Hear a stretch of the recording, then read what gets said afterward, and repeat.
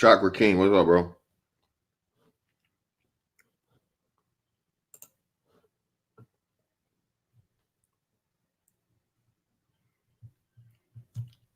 Paul Blunt, what up? Henry Duran, you got it. What's up?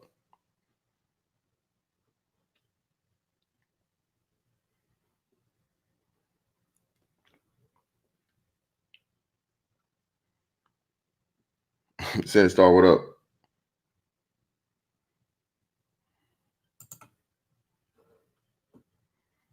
Christopher Lewis, you got it. Joa Teixeira,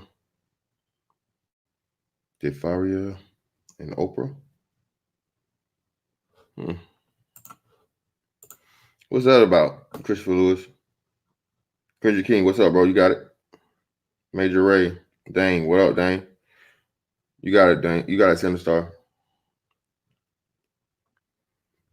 Joe, let me see what's this about. Let me see something. Okay. Joe Ale. Let me see.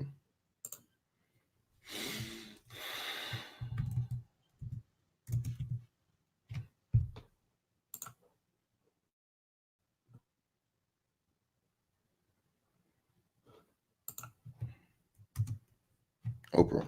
Let's see what's going on here.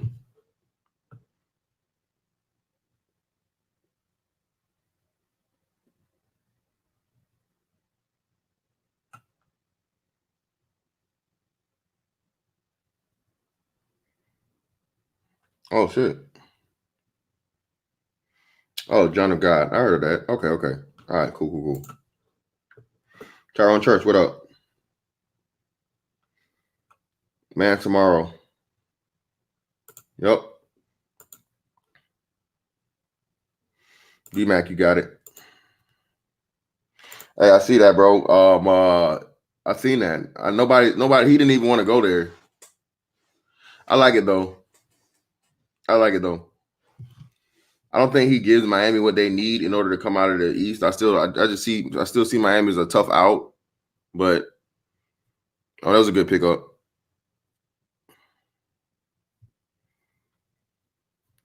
XO, what's up? You got it. Soul Provider, you got it. Christina Trammell, you're new here. What's up? So, hey man, let's go ahead and hop into this thing, bro. Shout out to everybody. Sinister Minister, you got it, bro. It's in the building so early. Shout out to MOT. I just called the end of your live, bro. Dropping mad knowledge and business things for you guys. I know he didn't leave it up, but oh shit, Miami ain't fucking around. Wow. Miami's serious about defense, bro. They get nothing but defensive stoppers. That's going. Oh shit, they got. So who did they? They didn't give anything up for Iggy, right? He was just like a sign and trade or some shit. No, hey, shout out to where's that brother at? You gave me that. Yeah, Christopher Lewis, that was you. Yeah. No, bro, of course she won't. Just like she didn't do anything on Harvey Weinstein. She made the excuse about everyone knew or some shit. But hey, man, this is the power we have. All right. And this is why no one wants the black man to speak up. This is why you're shamed by, especially the women, but these maggle ass, these maggle ass kamikaze gynocracy drones, bro, that are drones and prisoners of the system they don't even understand. All right. The ones who can't break the program and the ones that haven't broke the program, the ones that need to be, they depend on the woman. So that's why they'll never ever come against it. See, if you look at the ones of these dudes that protect these women, things, they're simps that are, addicted to pussy, and they feel like they need a chick to fucking complete them and for them to have some type of happiness. Or two, they broke ass, failure ass niggas that need a woman to take care of them and they can't survive on their own. And they can't get out here amongst men, you know what I mean, and make it. It's just that simple. They don't have the skills, they don't have the will, they don't have the tools to compete with the best of men. So what do? They cling to their woman. And since their woman is their source of survival, they protect their woman with their fucking lives, tooth and nail. Any oncomers. And just look at it. Well, like I'm telling you, look at it. Look at it. That's why they shit on like the red pill thing, and I'm not, and all this other things and shit like this and MGTOW, and they always bring it back to pussy because to them, pussy is life's ultimate award. Okay, pussy to a Maggle and a kamikaze gynocracy drone is life's ultimate award, reward and award. Okay. Man, that bitch fine, bro. I gotta have her. I need that, man. If you ain't got no, you know what I'm saying? I just don't know. And what we've done in the black community is we've allowed the woman to represent for us and overshadow the man. But us new niggas not having it. We understand how this shit is supposed to go. We grew up under the fucking programming and seeing how this shit's supposed to go and where it's fucked up. We calling this shit out and we refusing to fucking keep that shit going for the future black men coming behind us. We letting our motherfucking nuts hang. And for any bitch that don't like it, hey, oh well. So the fuck what? What you gonna do? What you gonna do? We have fucking mouths just like you. We have platforms just like you, and you can't fucking out yell us. You can't fucking be more aggressive than us. You cannot fucking come together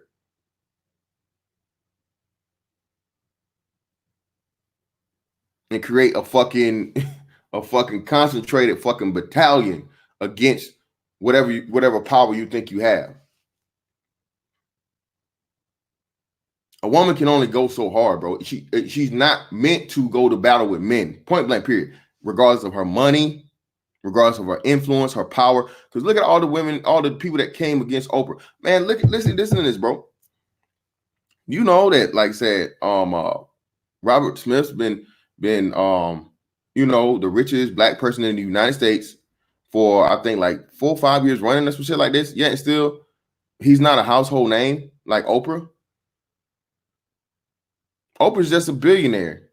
And she's lost money on the own network and other investments and things like this and so on and so forth. But you know how many billionaires you had come up since Oprah and they don't get half the shine?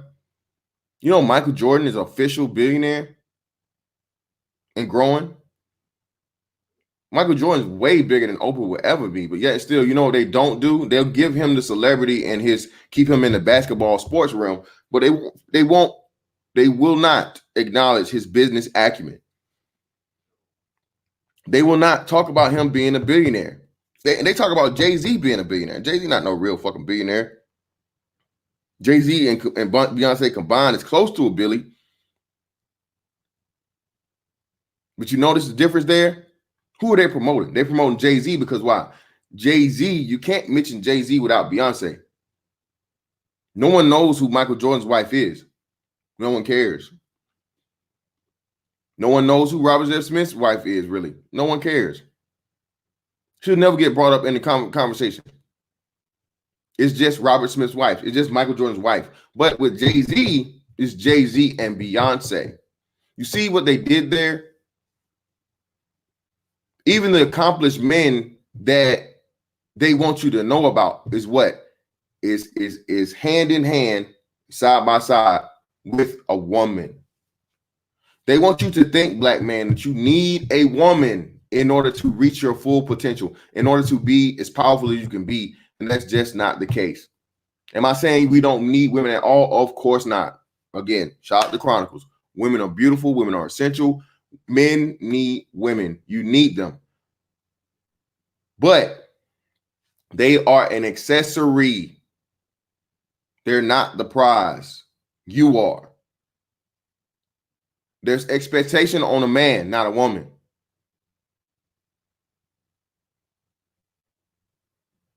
A woman compliments. A woman doesn't conquer.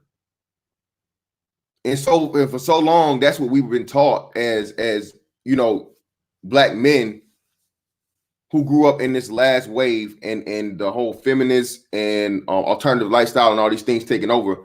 But we had the actual remnants of how things were supposed to be, sort of, kind of right. There is no perfect world. Let's just, we all know that there's no such thing as a perfect world, but there is such thing as wrong and right.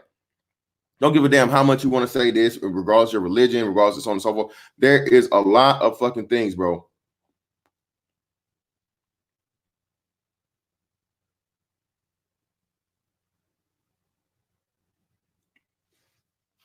So what we come to find out is, and rest in peace or power, however you want to say it, to the late great Kobe Bryant.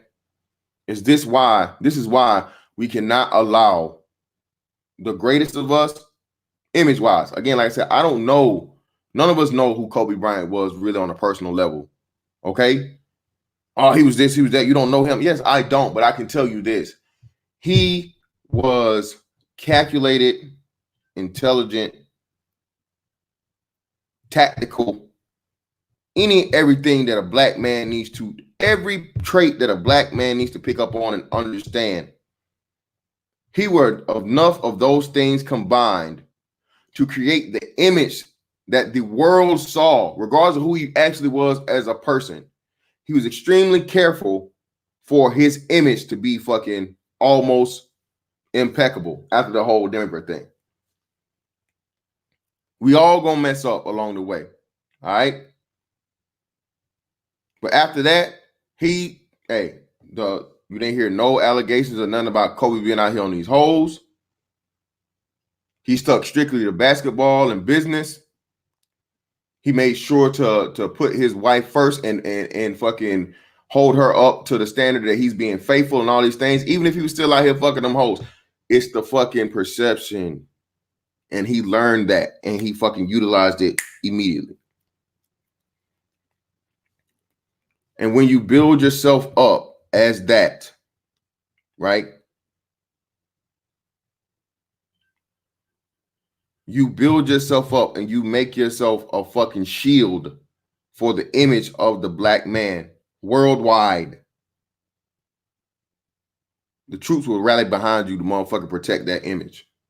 Because the men understand just how motherfucking, how heavy that is. How hard it is to do and how heavy that is for us to make it out here in the world.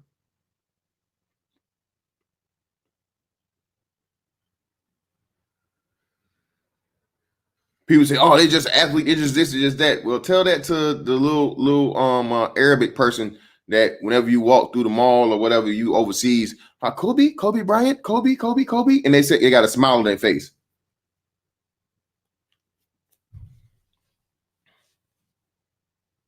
You in China, you in Asia. Jordan, Kobe, yeah. And it's an icebreaker. It's something that it comforts them to your presence versus scaring them. He makes it easier for you to go about the world, to travel the world, and people to see something in you to give you a chance versus fucking what you always complain about getting here in your own homeland, right? So Gayle fucked up and she thought shit was sweet. As all the rest of these other hoes have done. And that's why I said I called for this shit. I told you it should be an all-out assault on any bitch talking about a rape case or any of this shit, bitch. Show me a conviction. I don't give a fuck about your goddamn assumptions and none of this shit. Show me a conviction. If it ain't a fucking conviction, bitch, it didn't happen. I don't give a fuck. Fuck you. Fuck her. Fuck anybody that agree with you. All this bullshit. Especially when it's niggas, when it's motherfucking dudes running around here right now today. Y'all don't go this hard on fucking actual people who molest children.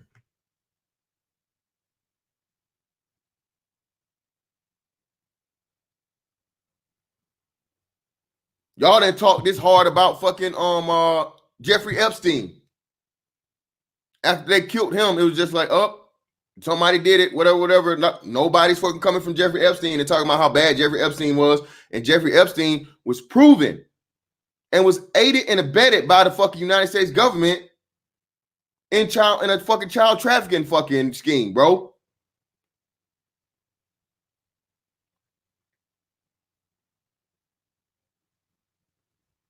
And this dude's allegedly suicide, and that's it. But this black man who's done nothing but dedicate himself to his craft, his family, endeavors after his original craft, and mastered all of it and dominated. He dies in a fucking tragic, fucking horrific death with his daughter by his side. And you bitches have the fucking nerve to come for his legacy. We not having it. Especially a black woman. No. We're not having it. I don't give a fuck how much money you got. I don't give a fuck how long you been around and so on and so forth. No, bitch, you came for the wrong one. You got to come see us. We own your ass. And this Gayle King shit is fucking proof.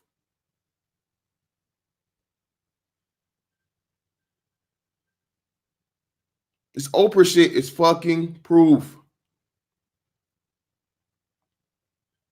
Complain on black man.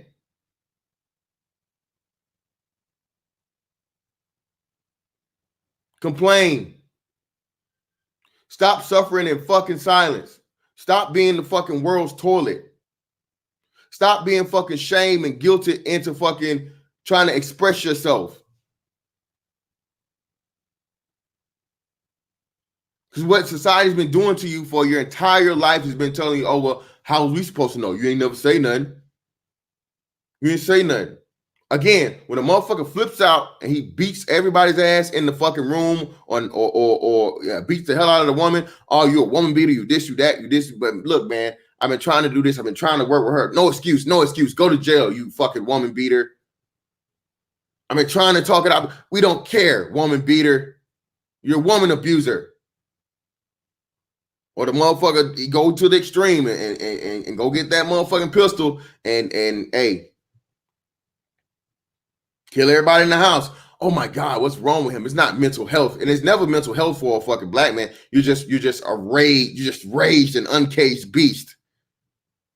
How many black men you ever heard of get the mental health excuse? No, it's just you're overly aggressive and hyper masculinity. Toxic masculinity that finally brewed over the top and you can no longer control it. You're just innately violent.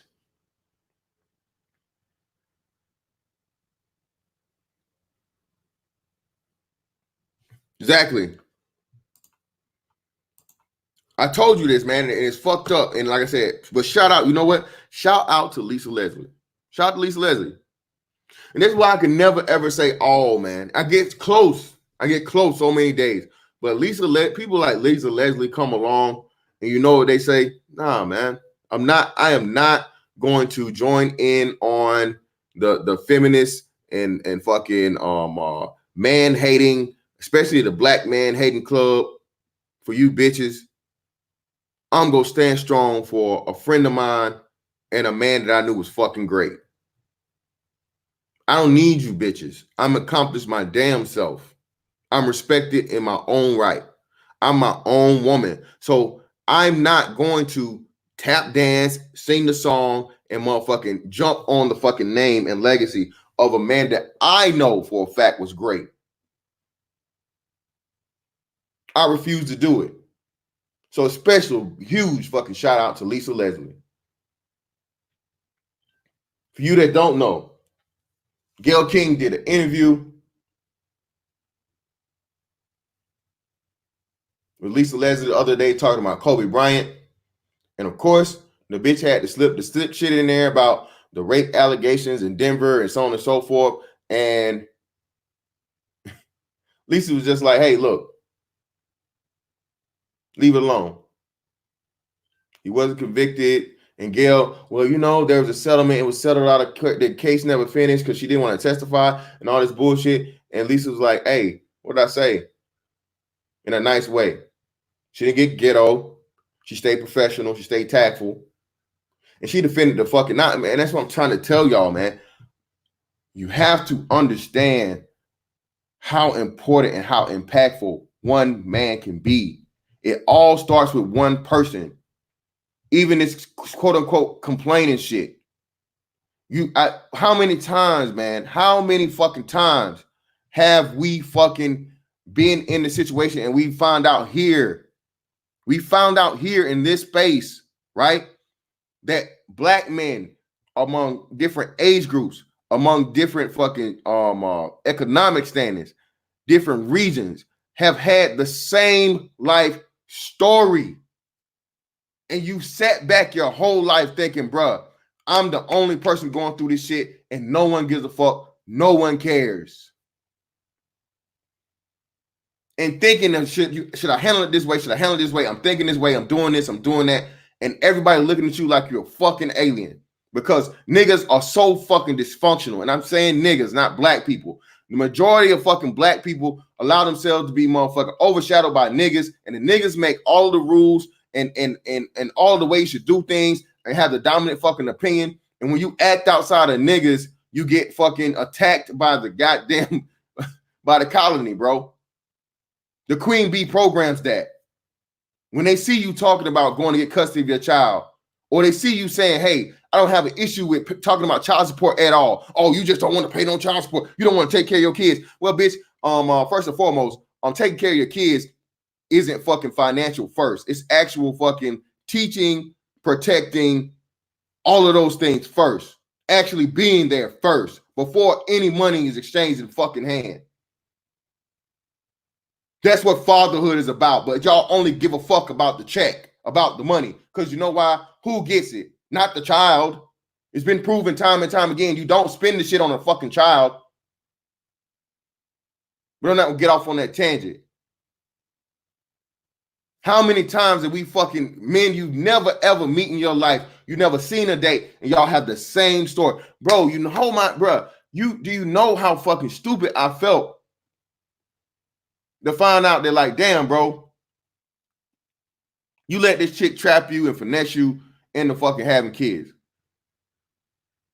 You trusted her and fucking her taking the fucking patch or being on birth control and so on and so forth, and she stopped taking the birth control without fucking telling you, and now you got a baby. You dumbass nigga. And then lo and behold, what? Bro, I had people on my stream say, hey man, same thing happened to me, brother. Same thing happened to me, brother. Same thing happened to me, brother. Same thing happened to me, brother. To let you know you just not the only one, bro. You're not alone. You know how fucking how therapeutic that is, man. You know how many men go through fucking life, bro, just feeling like you the dumbest motherfucker ever. How could you ever let a motherfucker get over? Not just female, like, bro, how should you ever let a nigga get over on you like that? And then you have a brother say, hey man, you got me too. And then you get to look at it from a different perspective and understand that, hey man, life is about, you know what I'm saying, learning from your experiences. Learning from fucking the fuck ups, man, and never repeating them again. No one should ever, you always, that first one is free, but the second one's on you. And if you never ever let the same thing happen to you twice, you won in life. You learned your lesson. That's the most important thing. So one man may not make the difference alone, but he can start the difference for every other fucking black man if he get enough of them behind him. But every now and then you get that Highlander ass nigga. There you can only be one. The one that's so fucking great and so powerful that everybody knows who the fuck he is and it's undeniable. And if you come for him, all the black men know a part of your soul is in that dude. How y'all put a fucking one in the chat if you're familiar with the Highlander. This I do know we old niggas. Kids will never even understand that, bro. Because the movie was cool, but the show was even doper. The Highlander series was dope as fuck.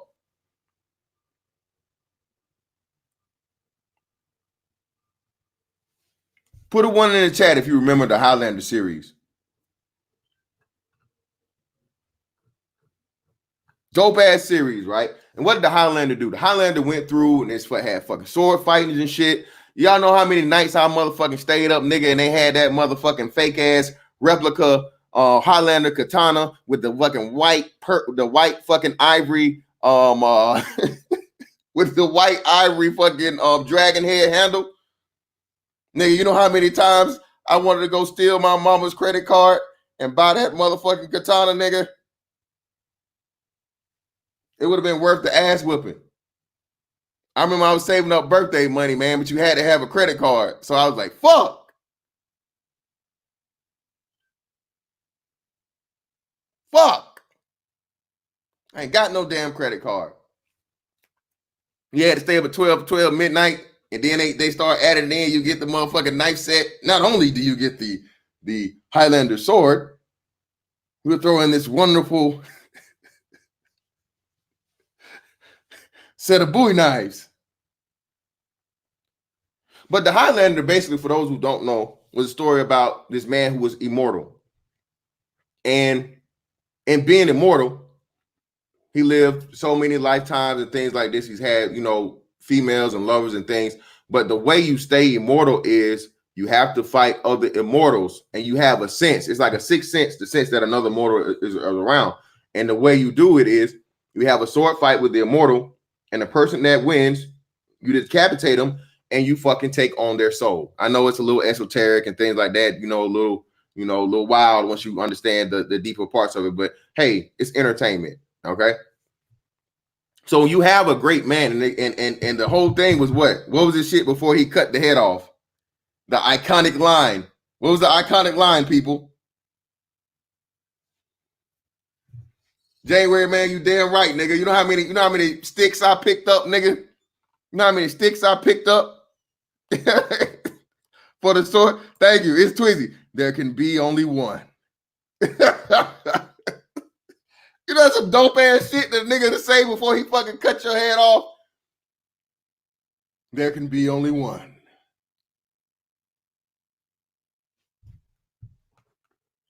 And you would not only absorb his essence, but you would absorb the essence of all the immortals that he had killed himself, until ultimately you're the last Highlander left, and you're the one of one.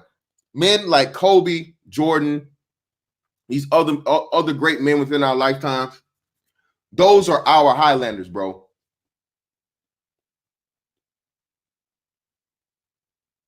Our fucking respect and honor for these men, and like I said, it's not really, if you want to say it's either worse, if you want to take it that way, hey man, it is what it is. But hey, at the end of the day, if the Lord can forgive a murderer and a thief, bro, he can forgive something as small as you seeing a grown man as your childhood hero, bro. Okay, looking up to a grown man for his perfection in his craft and his dominance and his influence on your life that helped you or steered you towards something positive versus something negative. I'm pretty sure Lord will forgive you. Okay, but those men take on the essence of all fucking black men, bro. And when they finally fucking leave here, they return that all of their confidence, all of their expertise, all of their fucking just masculinity, all of their fucking greatness. It disperses back out to all of us. It disperses back to all of us as that fucking sacrificial encouragement and power that you get from the one dying. You can't tell me this fucking assault and this fucking backlash and this shit that we giving these motherfuckers don't got Mamba mentality written all over it. Bitch, how dare you? How dare you come at me? Who are you? You're not skilled enough. You're not built for this shit. But you want to challenge me? Oh, well, allow me to show you how ill-prepared you are.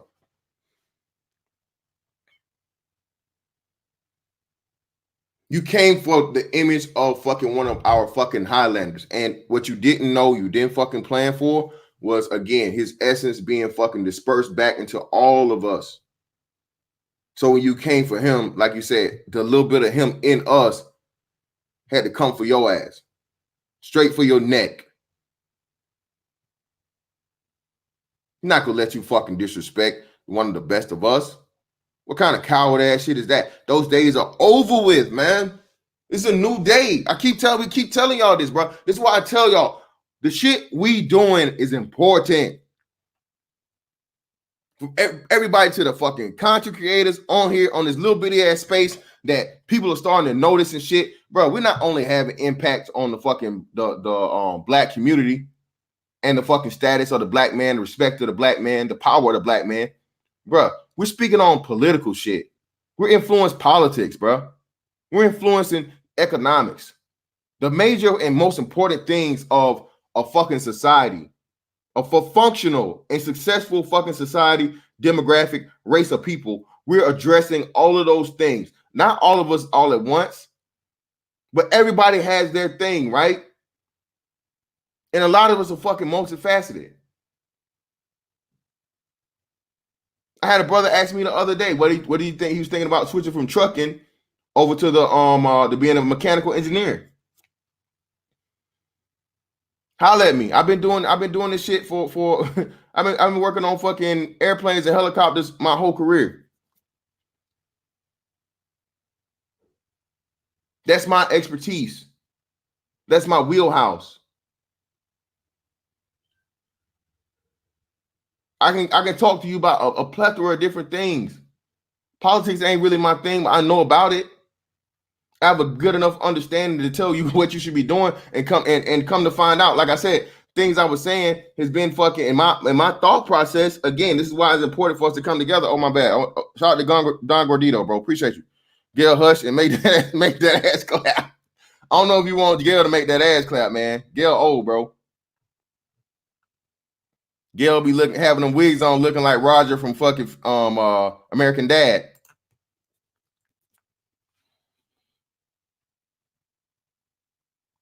And they don't want you to come together, bro. That's what you got to realize, bro. This, bro, the like fucking Goody Mob said back in the day, the power is enormous. The live at the Omni, 1 million niggas inside. I would, of course, replace it with, black men, of course, not niggas. But, bro, it's a reason why the matriarchy and the gynocracy does not want male togetherness. This is why they tell you, if you what you gay, you want to hang with them niggas and so on and so forth, and la la la, whatever. You know what? Because again, men naturally, when they get together, bro, you start fucking strengthening each other, man. It's symbiotic, not parasitic, symbiotic. See, a parasite takes away and doesn't add anything to the fucking situation, but a symbiote, it actually helps you. It's a joining of where you need each other and you make each other stronger. Okay?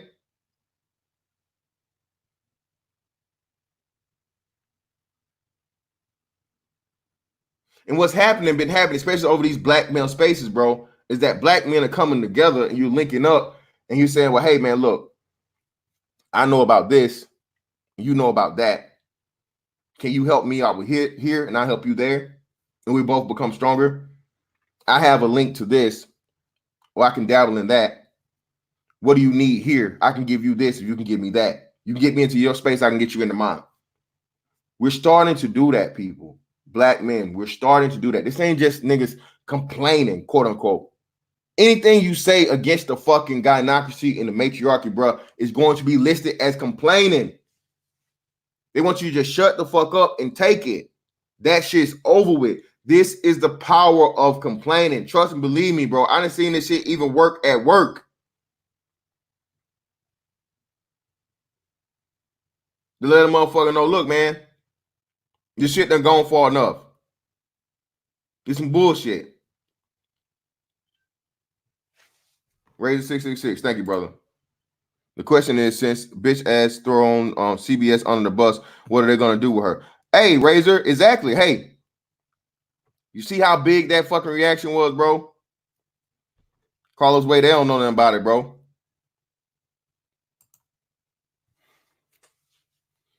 And that's how you know how bro. You know how fucking shocking that is for her to fucking basically say Oh shit, CBS fucked me. It's CBS fault. I can't believe CBS did this and they took it out of context and so on and so forth. Bruh, that is major fucking damage control. That lets you know the power of your fucking words. And no, it's just not the fucking celebrities. It's motherfucking millions upon millions of fucking black men behind millions, bro, behind it saying, bitch, you're done. And we're really gonna have to start doing this shit, man. Whenever like I saw the shit that the Disney bitch said, you should be on her head too. The white old fucking Disney bitch or word bitch, I will turn off this motherfucking Disney Plus. I will fucking not fucking buy Marvel shit. The same thing them white dudes did, man. When Gillette was tripping, when Gillette did that fucking white man bashing shit, what happened to Gillette? They lost $8 billion fucking dollars, bro, in like a fucking quarter. Motherfuckers complain so much about the white man, but you not doing the shit that white men do to get power. It's feminazi bullshit, bro. It's expiration date is coming soon. And I'm telling you, it's gonna be within the next fucking, it's gonna be within the next fucking 4 years. If and when the president gets reelected, there's going to be a lot of, bro. There's gonna be a lot of retribution for all this bullshit. Trust and believe. Much of y'all talk shit about that white man bad and orange man bad and all this shit, you better trust and believe. If he once he gets reelected, he can't get elected again. He got nothing to lose. He done beat the case. the fucking impeachment is officially over. You're not gonna fucking remove him from office. Motherfuckers pissed about Nancy Pelosi. Fucking even the most staunchest of Democrats are embarrassed and offended and by the bullshit that Nancy Pelosi pulled to disrespect the fucking presidency.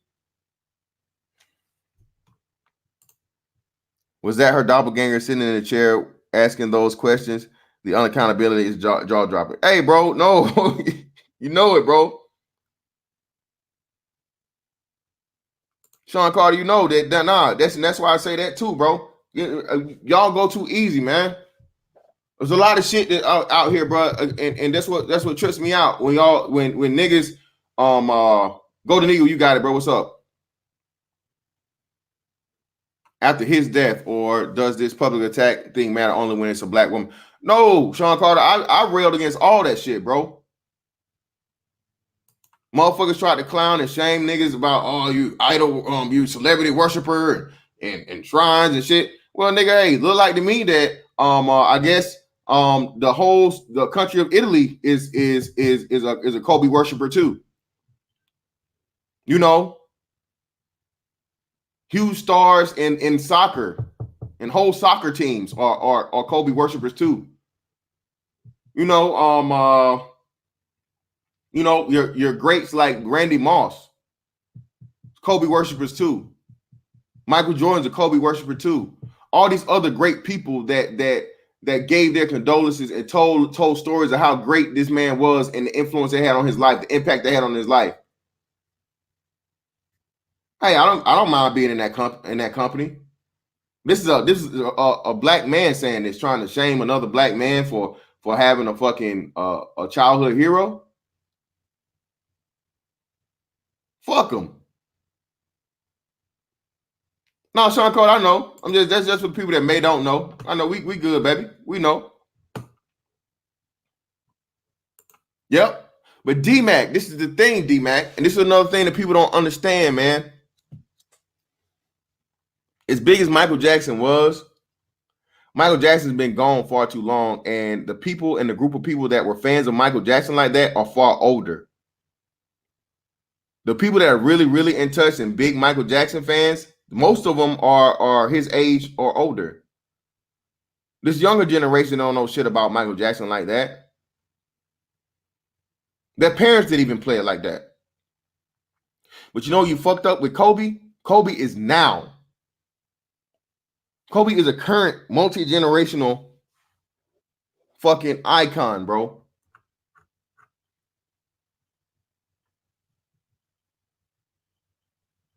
Current. Hey, Black Caesar, you gotta erase that, brother. Hey, no, no, no, no, no, no, no, no, no, no disparaging words about the LGBT. I appreciate that comment, brother, but I'm gonna have to let me see. Let me hold up. I don't want to put you in timeout. Delete that for me, brother. Delete that for me. No disparaging LGBT words. They'll use that to shut down the fucking stream and shut down the channel. We're not gonna give them that. So please delete that, brother.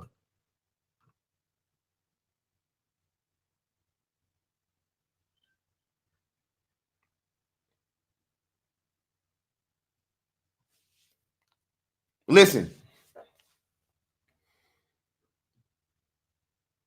this is what happens. And it's kind of a blessing in disguise because they think it's going to be standard operating procedures to where we can do this nigga like we did all the rest of the niggas. And you niggas is just going to shut up and take it.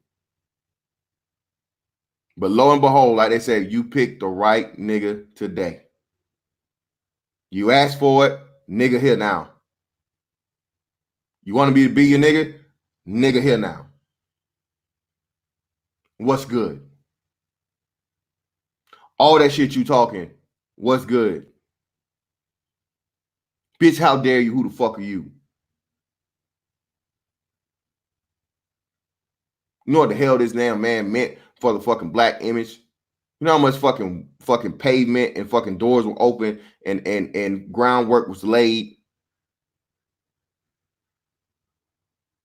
Not only for the fucking black male image, bro. He transcended just being a jock, just being a fucking nigga that can play basketball. He proved as soon as he laid down that ball, he picked up another craft, man, and he dominated in it.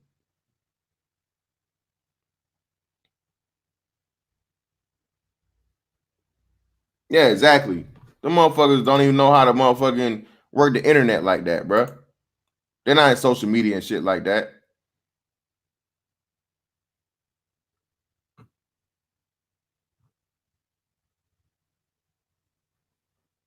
When you come from one of the best of us, bro, and we in our fucking prime, physical and mental, you gotta come see us, man. You gotta come see us, Gail. Think we gonna let your ass get around here with them ugly ass wigs on, your old ass done been took down this dude, took down that dude, so on and so forth. And you come from one of the fucking best of us, bro. No, ma'am, no, ma'am, no, sir, no, ma'am, no, sir. That's not how it's gonna go down. Same for you, Oprah.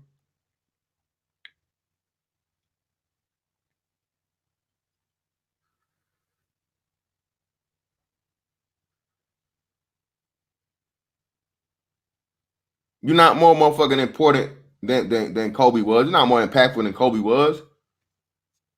You just got bread.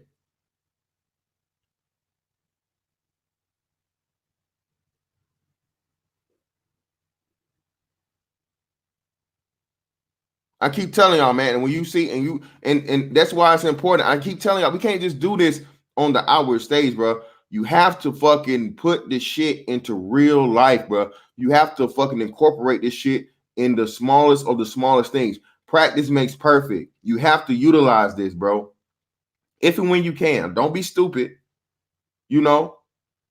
But you see some shit going on at work, so on and so forth. Hey, for the most thing, you have an anonymous complaint box, and most things for shit like this, or you can make a complaint saying, hey, this is going on, this is unfair, it needs to be looked into.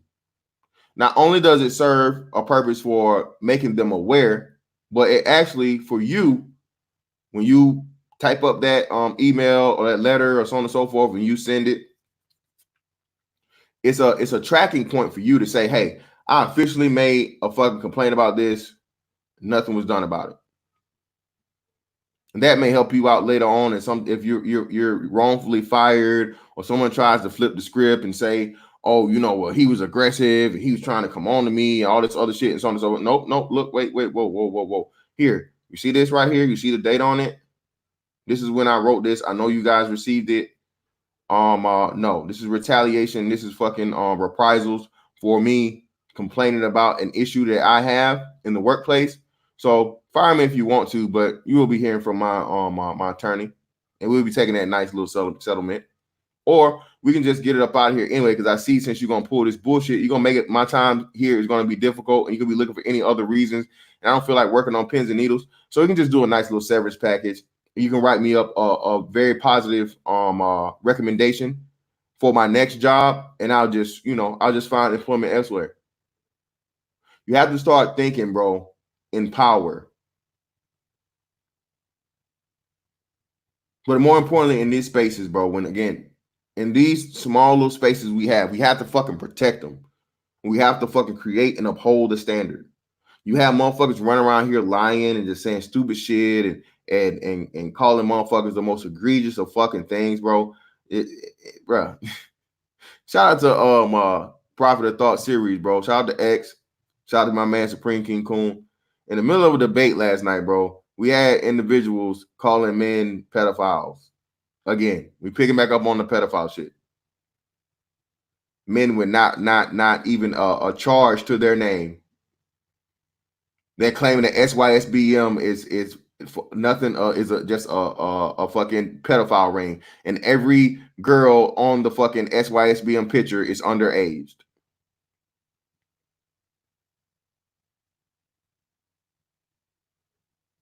You know, according to these low level piece of shit alleged black men that would do anything in order to try to stay relevant and to protect the fucking the queen.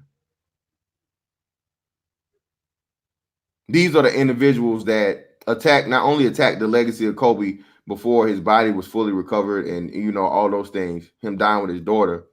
They wanted to focus on his pockets and where his money was going. Well, what man does that? Why aren't you worried about your money? Why do we need Kobe's money? Why do we need Kobe's money from Kobe's family? Why aren't you on the level of Kobe and you giving your resources to the black community? That's what men do. Men provide for what they complain about. They don't depend on the next man. That's what a bitch does. A bitch goes around and say, oh, well, I'm not getting his money. Not a man. But when you have a bitch-minded man, or bitch-minded male, rather, a kamikaze gynocracy drone, he thinks it's fucking cool and fun to, again, attack the legacy of one of the best of us. Some shit he could never, ever be. A failure-ass nigga will never understand a successful black man, bro. I say again, a failure-ass nigga will never understand a successful black man. He will always be jealous of him and use bitch tactics to tear down his fucking legacy.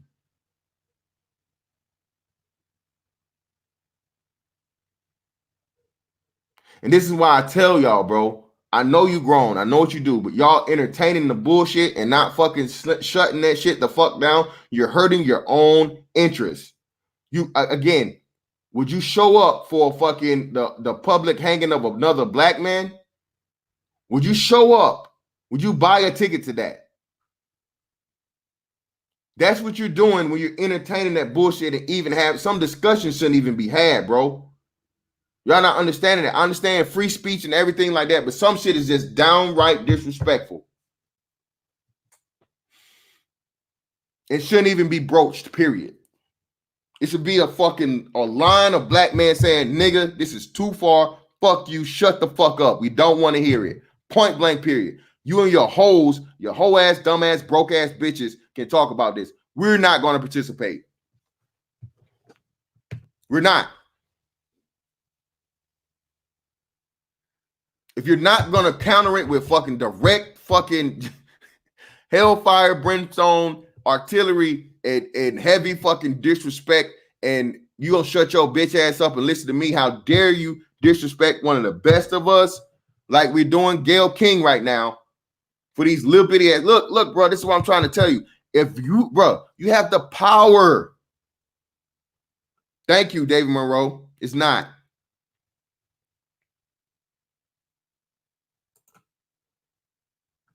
This Gayle King shit is proven, and this Oprah shit is proven. Bruh, this is power.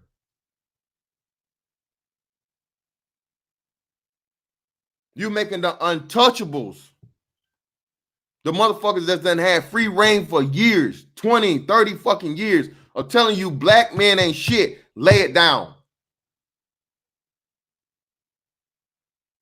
Russell Simmons ain't even as big as Kobe, but you know what? Niggas in that realm say, look, man, This shit's out of hand. We seen what you did to Mike. All right, Mike been gone. Mike's not here to fucking defend himself, but Russell's here. And Russell's done fucking put on enough black men and helped enough black men in that fucking industry that's still here and alive and say, damn, really, bitch? This is your thing. Everybody showing them pictures of her standing next to fucking Harvey Weinstein, hugged up, smiled up, all this bullshit. Where is your smoke for? Where's the Harvey Weinstein fucking, where's the surviving Harvey Weinstein? But he just brought up the John of God thing. Where's the fucking John? Where's your John of God shit, Oprah?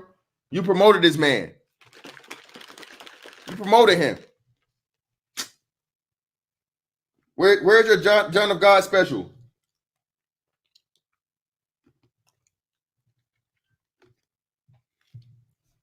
Vern, damn right. We're not taking this shit no more, bro. We're not just lie down and shut the fuck up and let you fucking disparage the fucking image of the black man. That's hard enough. Bro, it's already hard enough. It's being out here doing the right thing every day, bro. You know how hard it is to not be a nigga? On a scale of 1 to 10, bro, on a scale of 1 to 10, y'all tell me how hard it is to not be a nigga. You know what I mean? For me, I'll give it like a good 8.5. Because you're not, look, the people that do the right thing first, you're already losing right there. No one respects the person that does the right thing. No one applauds the person that does the right thing. You just expected to do the right thing, right? That's the first thing. Then you're not going to be respected because you're not willing to fucking shoot a nigga, kill a nigga, stab a nigga, all this shit over dumb shit. And you can actually control your fucking, your emotions and your aggression. Oh, you weak. Oh, you pussy. Oh, you this. Oh, you that. Oh, you that. Bro, no. Bro, there's motherfuckers around here that are trained killers, bro. There's motherfuckers around here that can't miss from 1,000 yards, man. But you know what? Like I said, they have enough self-discipline to save you. Y'all don't understand just how much y'all niggas get saved by the righteous or the good black man. Just because a nigga don't go there don't mean he can't go there. Don't mean he's not trained to go there. That's the thing about the nigga, man. The nigga has such a low understanding of just manhood. Being a nigga don't equal a man, bro. A nigga is a limitation. The nigga label is a limitation. Again, we already gave something. I'll remind you again. Look at Allen Iverson. No disrespect to the brother. Look at Kobe Bryant. Allen Iverson could never get into the spaces Kobe Bryant could get into. Never. He was on that motherfucking Rage Against the Conformity shit, bro. And you all go conform eventually. You're going to have to. The smarter of us just understand that early. I can work within the fucking confines of the system, get any and everything I want, build myself up, and then when I feel like it and I no longer need the system, then I can do what the fuck I want for the most part. As long as it's not breaking the law. You niggas that supposedly, buck the system and I didn't conform and I don't need this and I was real, I was trill, I'm a real nigga. You was real locked the fuck up too. You lost years on your life where you couldn't be fucking successful. I don't have that disadvantage. I was able to maximize my fucking potential for all the time your dumb ass was sitting down for what? For the praise of niggas? And yeah, some dudes reform. Shout out to my man Ramil. And they say, hey, that's a dumb lifestyle. Don't make that mistake. Don't do the dumb shit I did. We need those brothers. And they come out and they be successful. Hey, I already know as a felon or convicted felon and so on and so forth, I have this on my record. It's going to be hard for me to get out here and work in corporate America. So what do? I learn as much as I can possibly learn about being an entrepreneur, and I work for myself. I still maximizing my potential, and I've learned from my mistakes. I'm not going to repeat them again to put myself back at a fucking deficit or disadvantage. That's what smart men do. You capitalize off of your fucking mistakes. So you never make the same mistake twice. You don't excuse your bullshit and say, oh, well, it's the white man's fault and the white man's system. And I ain't have no way to do this and I ain't have no way to do that. And I can understand these young brothers that's got to, sell dope or pick up a gun and rob and all this other shit. Bruh, you know how fucking that's just how bitch made that is, bro? When the numbers show you that the majority of black men don't do that, The majority, first and foremost, the majority of black men don't do that. You're the minority by a lot. And furthermore, you can clearly see the far more success of the fucking ones that don't. Show me the fucking criminal or the ex-con that's on the level of fucking Kobe Bryant. You can't do it. Can't do it. Show me the ex-con that's on the level of a Michael Jordan. You can't do it. Show me the ex-con that's on the level of a Robert F. Smith. You can't do it. No matter what your redemption song is, it will never add up to the just regular life story of the fucking dude that didn't fuck up in the beginning. You're just late to the party to doing the shit you should have been doing from the beginning, from the start. And what you would do if you're smart is you would discourage any young man from following in your footsteps, not making excuses for the dumb shit you did and telling them, oh, look at me. I'm doing good. I'm doing okay. I recovered. You ain't Kobe. Never will be. You ain't Jordan. Never will be.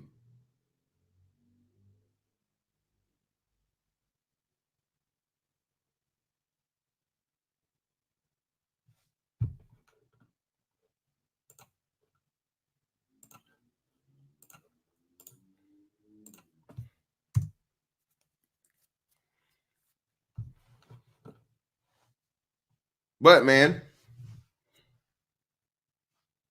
bro, again, bro, at this point, Gayle King is the Good Morning America. She's one of the Good Morning America analysts, reporters, or whatever the fuck you want to call her, bro.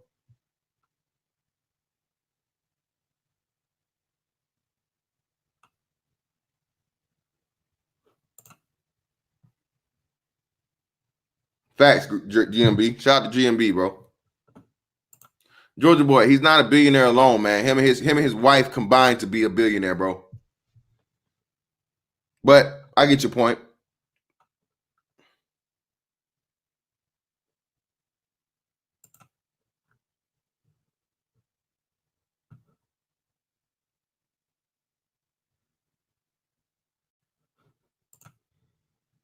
What up, bro? Man, what's going on, man? I'm about to crash in a little bit 'cause I still haven't went to sleep from From last night, boy. What the hell you got going on? Nah, man. We went to bed late, and then my boy, my youngest one, he wasn't feeling well, so I stayed up with him, and then a little bit after that, our family goes and do a little run in the morning. So as soon as my sister-in-law got here, I took my boy and my wife, and we did our little 2 miles, and then came on back. Mm-hmm. Bernard Riley, we was chatting for a while, so and then I heard all this stuff about Gayle King, and I was like, God, doubt, the email was getting blown up. Mm-hmm. One thing that it's odd to me, man, it's odd to me, and I may even make content on this. I know I haven't done it in a while. I'm working on some other stuff, but I may have to just drop and do some stuff on this because you can really tell where the battle lines are drawn because you remember when Kobe died. Mm-hmm. Look at the individuals that same day made content. Now look at the junk that happened with Gayle. Now look at the people that are making content same day. Look who's quiet. Yeah, of course. Of course, bro. And if someone was to, it's an idea that I'm playing around with, but anybody can do it.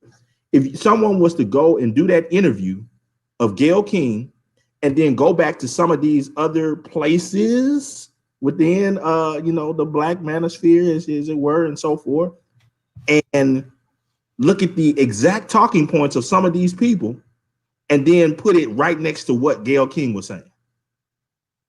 Practically fucking identical, huh? And then tell me there isn't a damn gynocracy. Hey, they're denied to the death. That's what see. But isn't these the same people that will say those are white men's talking points? If you saying them, yeah, of course. But almost word for word, some of the same stuff that they were saying, Gayle King was saying And now these black men that are coming out of the woodwork that are celebrities are canceling her. Oh, I thought you was on the side of the black man. Man, SKC, man, what you've got to understand, bro, what you've got to understand now, we can hear these things, white man's talking points, all of these things to describe what we say. But one thing I never actually hear said is that we're lying about anything. I mean, I've been dealing in this sector for some years now, when it comes to discussing these issues. And I've never once, not once, heard anybody say that we're actually lying about what we say. So that's one thing that you got to take into consideration, bro. So they can call them what the hell they want to. I just haven't heard them call anything that we say a lie.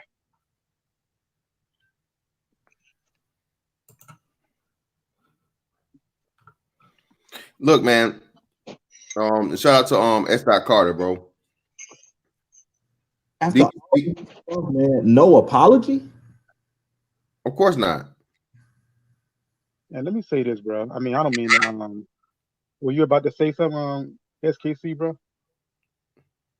Nah, it's just weird to me how in all of these other instances of where you have like a white person that may say something out of pocket, or you have Yeah, some person that'll say something out of pocket about the Rainbow Coalition and so forth.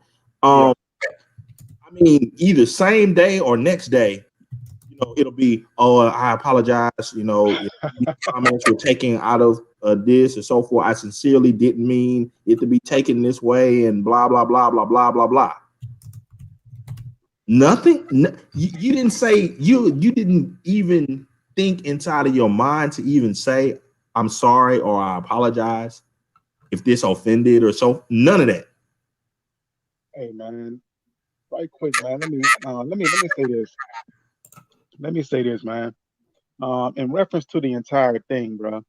I mean, for a lot of guys, man, I'm like, look, dude, if you don't see how these black women feel about us, at this point, then, I mean, you look at the initial responses upon the news of Kobe Bryant's death, like not even an hour after we heard about the man's death. You saw what they were on here saying. Now you can reasonably make the argument that those are a few content creators and whatnot, but these are people who had fucking thousands of individuals agreeing with them. You know what I'm saying? So there's that. And another thing is that I don't hear any black females really coming out and saying anything against it, saying, "Well, hold on now, um, that's y'all with that bullshit." I don't feel like that. You don't hear that. But what I will say is that I guess as sort of going to go back on what I'm saying, I personally talk a lot about how you have black females who don't speak out against the bullshit, right? But what I will say is that I give props to Lisa Leslie because in that interview, she didn't take the bait and throw Kobe under the bus like they wanted her to do. So on that note, I mean, she did it as politically correct as she could, but I do give her props for not taking the bait and doing what they were trying to lead her on to do. That I will say. But in large part, man, if y'all don't see what's on their mind, bro, the rest of them, the vast majority, then at this point you're lost, bro. Because I mean, they've told you, even without telling you where their mind is at. You know what I'm saying? And I'll leave it at that for now. Well, like you say, S. Carter, bro. Uh, they're making it clear who the team is and like I said, who they feel like the opposition is, whether it be them or the fucking MAGA ass niggas protecting them, bro. And that's why I say you have to treat them as what they identify as. They're showing you that they're the enemy. They don't care about the black male image. They're going to attack it with every chance they get. Oh, well, that means you're the enemy, bitch. So you got to catch this motherfucking flame. That's how you're going to do it. You want to fucking come against the men. Men have to show, and man, every now and again, bro, as men, we know this. You can sit back for so long and take shit, sit back so long and take shit, sit back so long and take shit. But if and when you want to get the motherfucker up out of you, what do you have to do? You have to make an example out of a motherfucker. And it ain't even really for that person. That person that's dumb enough. SAP, you got some background, bro. I don't know what it is. It's like picking up the what's name. But you have to fucking make it known and make the example out of that motherfucker that was dumb enough to fucking come to you and fuck with you so that nobody after them will do it, or they think twice and long and hard before they do, because you have saved up all of your fucking aggression, all your fucking shit that you ain't been keeping to yourself, and then you unleash it on one motherfucker, bro. And thank God for what Gayle King did, because I'm telling you, man, the coalition, the brotherhood, the fucking camaraderie, the respect, the admiration, all the things that black men have with Kobe. And it ain't just black men, bro. Again, like I said, that's what everybody, dude. that's what I'm just trying, and that's what I'm trying to tell y'all, man. That's why you can't be always talking about the white man, the Asian, the fucking the Arab, all this. Look, brother, I can tell you this, bro. And trust me when I tell you this, man. Trust me when I tell you this. Out of my career, all right, I done came across white folks that's gonna help me quicker and faster than a nigga ever would. Oh Right? yeah. You know what, bro? I've been saying that shit for years in this sector, man. But I'm glad, cause see, I used to get called. I'm not gonna go into the names. I used to get called for saying that exact same thing. That I've actually been helped by, other races. But the point is, I'm glad that you have black men on this side of the fence who are just now opening their eyes and are willing to admit that. And see, that's the reason why when I'm in this sector, people wonder why I don't really get into all the racial shit, talking down about other races of people. And that is why, because hell, I've gotten help from other groups of people, like, I mean, I've been cool with them. Yes, I know that there are bigots out there and stuff like that, man. I know this. But as far as like what's been reflected in my actual life, I mean, hell, I've been cool with everybody. Is that and that's what I'm saying, man. A smart man understands, bro. You don't make enemies for no reason. All right. If a motherfucker fuck you off and they do some bullshit or so on and so forth, he's a racist motherfucker or whatever. By all means, man, fuck him. Yeah, basically. You don't kiss no ass to that motherfucker, but you don't treat the everyday white man you see like a motherfucking racist, bro. You holding yourself back. You know what I mean? You know what I mean? The most important thing and the biggest tool you can have in America is what? Money. Mm-hmm. All right. It's a capitalist society, man. So if you're gonna do this attitude bullshit where them crackers with 3Ks and all this fucking bullshit and so and whatever and all the white man this, the white man that, okay. And when the white man hear about it, he not gonna want to work with you. He gonna treat you like a fucking nigga, and he's not gonna deal with you. Hey, you want to be like that? Be like that, cool. But hey, I'll go help the next guy. That's not gonna treat me like something that I'm not. And you gotta have that fucking perspective, bro. Because bro, you holding yourself back with this pro-black fucking bullshit and blame the white man mentality, brothers. I'm telling you, young cats out there, bro. Tell them the coolest motherfuckers you'll meet in your life is motherfuckers from other races or other cultures. Hell, shout out to Marco, bro. Marco hooking niggas up. Niggas is bro. Marco is a plug for all these passport bros and SYSBM dudes. If you go into motherfucking Colombia, shit. Marco just hollered at me yesterday and said, hey, he hooking motherfuckers up with a good cab driver. He's showing them all the places to go, and so on and so forth and all this shit. But because he's fucking, he's white. He's a white Hispanic. He's white. Okay, so now you just gonna go. Yeah, like, look, man, this shit is like, bro, stop it. Stop listening to these dumbass niggas, bro. All right, because like I said, you it's not enough for you to gain the power you need on your own. You're gonna have to make fucking alliances, especially for niggas that do that motherfucking the enemy of my enemy is my friend bullshit when we got shit going on in black YouTube the way y'all niggas too broke to be doing that shit. Yeah, look, that's the thing, bro. That's the thing. I'm like, on one hand, how can you complain that we don't have, whatever you say we need, economic resources, etc. But then you say we should only deal with each other. Like, how to get economic resources? Like, how does that work? It doesn't work. It doesn't work. They have 50 years to prove it. It doesn't work. Let me say this right quick, bro. So, I mean, I don't mean to beat a dead horse with the whole SYSBM thing, man. But let me say this in relation to it. Now, I hope some people hear what we're saying, man, and you realize that no, it's not about just getting women. I mean, I don't claim to live like that, but I understand. And what I'm trying to say is that some people want to just minimize it down to, oh well, dudes just want to date outside their race. No, no, no. It's really about the entire landscape. You know what I'm saying? Just getting out of the entire dysfunctional landscape. That's really what it comes down to, man.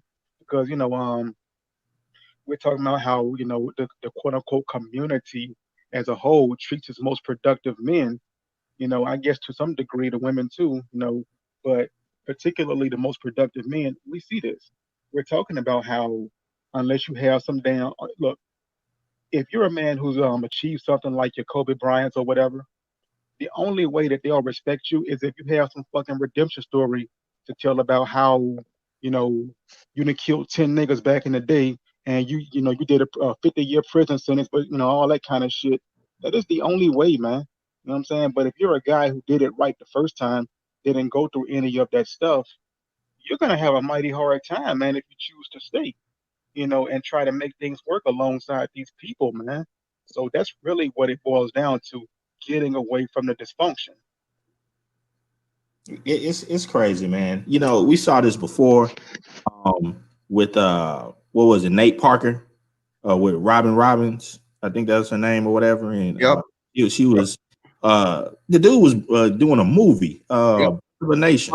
Nation. Yep. And she bringing up That's doggone right. rape charges and junk on live TV. You're like, man, SKT, and he beat the charge. They proved that yeah. he was innocent. Again, thank you, SK again, bro. These black women are not your I didn't hear about friend. that one. Yeah, she did. I'm glad he brought up that. I forgot about it too, bro. These black women are feminists first. Yeah, man. Yes. S. Carter, man, she brought him to an interview about the debut of his movie, and then brought up rape charges that happened to him like 16 years ago or something. Man, That he you know was what, bro? acquitted of. He beat. You know A what, bro? When it jury come said to, he was not fucking guilty of the thing. This ain't like Kobe shit where the shit just got dismissed or whatever, and the trial got dismissed, and the bitch took a settlement. He actually beat the fucking charge. Nate Parker actually not beat the guilty. charge, bro.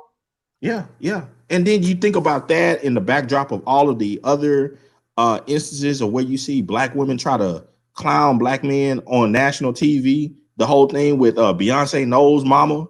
You think about all the times shows and questions about who their wife is because they got a non-black wife or something. I mean, why you gotta feel these questions and you're invited to come on these things based upon your successes within media or whatever sphere of that you are in, and you got to feel crap like that. And it's black women that are giving you the questions. Hey, man, when I first got news of Kobe's passing, man, maybe like a day or so later, I jokingly said to myself, I was like, you know what, man, I would not be surprised if they came out with something, trying to crucify him. Like Oprah, I was saying Oprah in particular, if she came out with some Michael Jackson style documentary, trying to slander him.